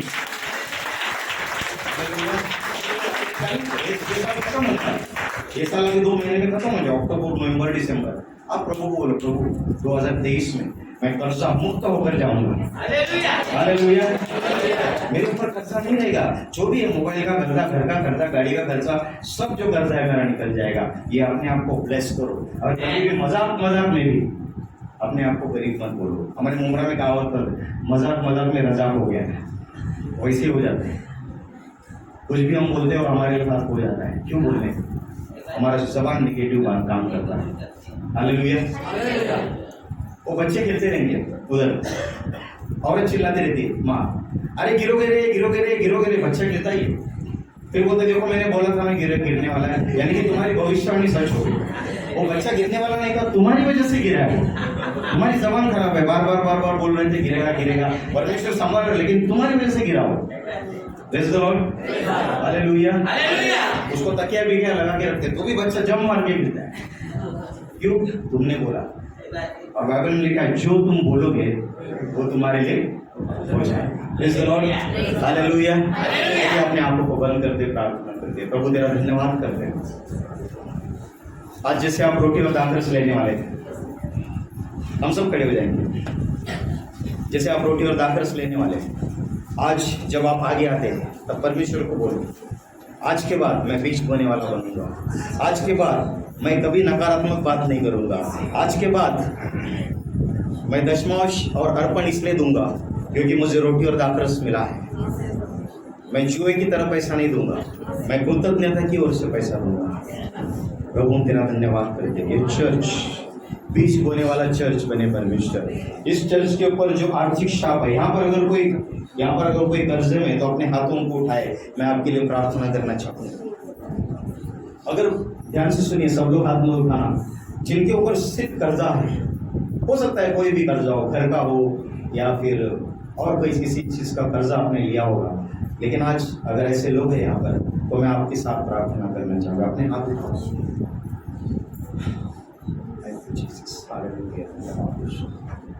प्रभु यीशु परमेश्वर, मैं प्रार्थना करता हूँ, जिन लोगों ने अपने हाथों को उठाया है, उन हाथों को तूने देखा है। और आज परमेश्वर तेरा दास होने के नाते, हर एक उस गरीबी के आत्मा को, हर एक उस कंगालपन की आत्मा को, हर एक जो नकारात्मक शब्द उन्होंने अपने फाइनेंस के ऊपर बोला है, ऐसी हर एक दुष्ट आत्मा को यीशु मसीह के नाम से हम लोग बांध देते हैं, निकाल देते हैं।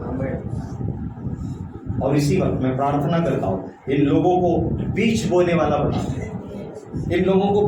बना, क्योंकि हमारे बीज में हमारी फसल छुपी है। और मैं प्रार्थना करता हूँ, आज के बाद ये लोग मैनेजमेंट प्लानिंग करें प्रभु यीशु, ये अपने पैसे का बराबर सही इस्तेमाल करें प्रभु। जो जरूरत है वही चीज खरीदे प्रभु, जो जरूरत है प्रभु वही चीज खरीदने के लिए इन लोगों को कृपा दे परमेश्वर। जो लालच की आत्मा है, जो वासना की आत्मा है, जो स्पर्धा की आत्मा है, जो कंपटीशन का आत्मा है, उसको यीशु के नाम से हम लोग निकाल देते हैं। प्रभु यीशु चर्च आशीषित है। मैं ये प्रार्थना करता हूँ, जैसे मैं मेरे चर्च के लिए प्रार्थना करता हूँ, ये चर्च के लिए भी प्रार्थना करता हूँ। आज के बाद ये चर्च ऑर्डर ऑफ मल्कीसदेक में चलेगा। आज के बाद ये चर्च प्रभु भोजन के बदले दशमांश देने वाला चर्च बनेगा। आज के बाद 31 दिसंबर 2022 के पहले ये लोग सब कर्जा मुक्त हो जाएंगे उसी मसीह के नाम से। I declare it as a king, as a priest in the name of राजा और याजक होने के नाते मैं ये जाहिर करता हूँ, आज के बाद ये लोग मांगने वाले नहीं बनेंगे, ये लोग देने वाले बनेंगे।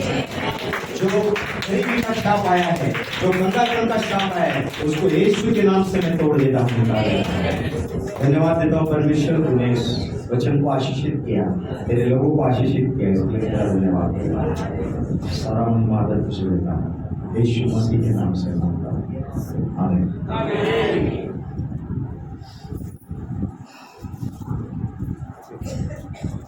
हालेलुया, बोले हालेलुया। हम सब गीत गाएंगे, तभी दान किया जाएगा।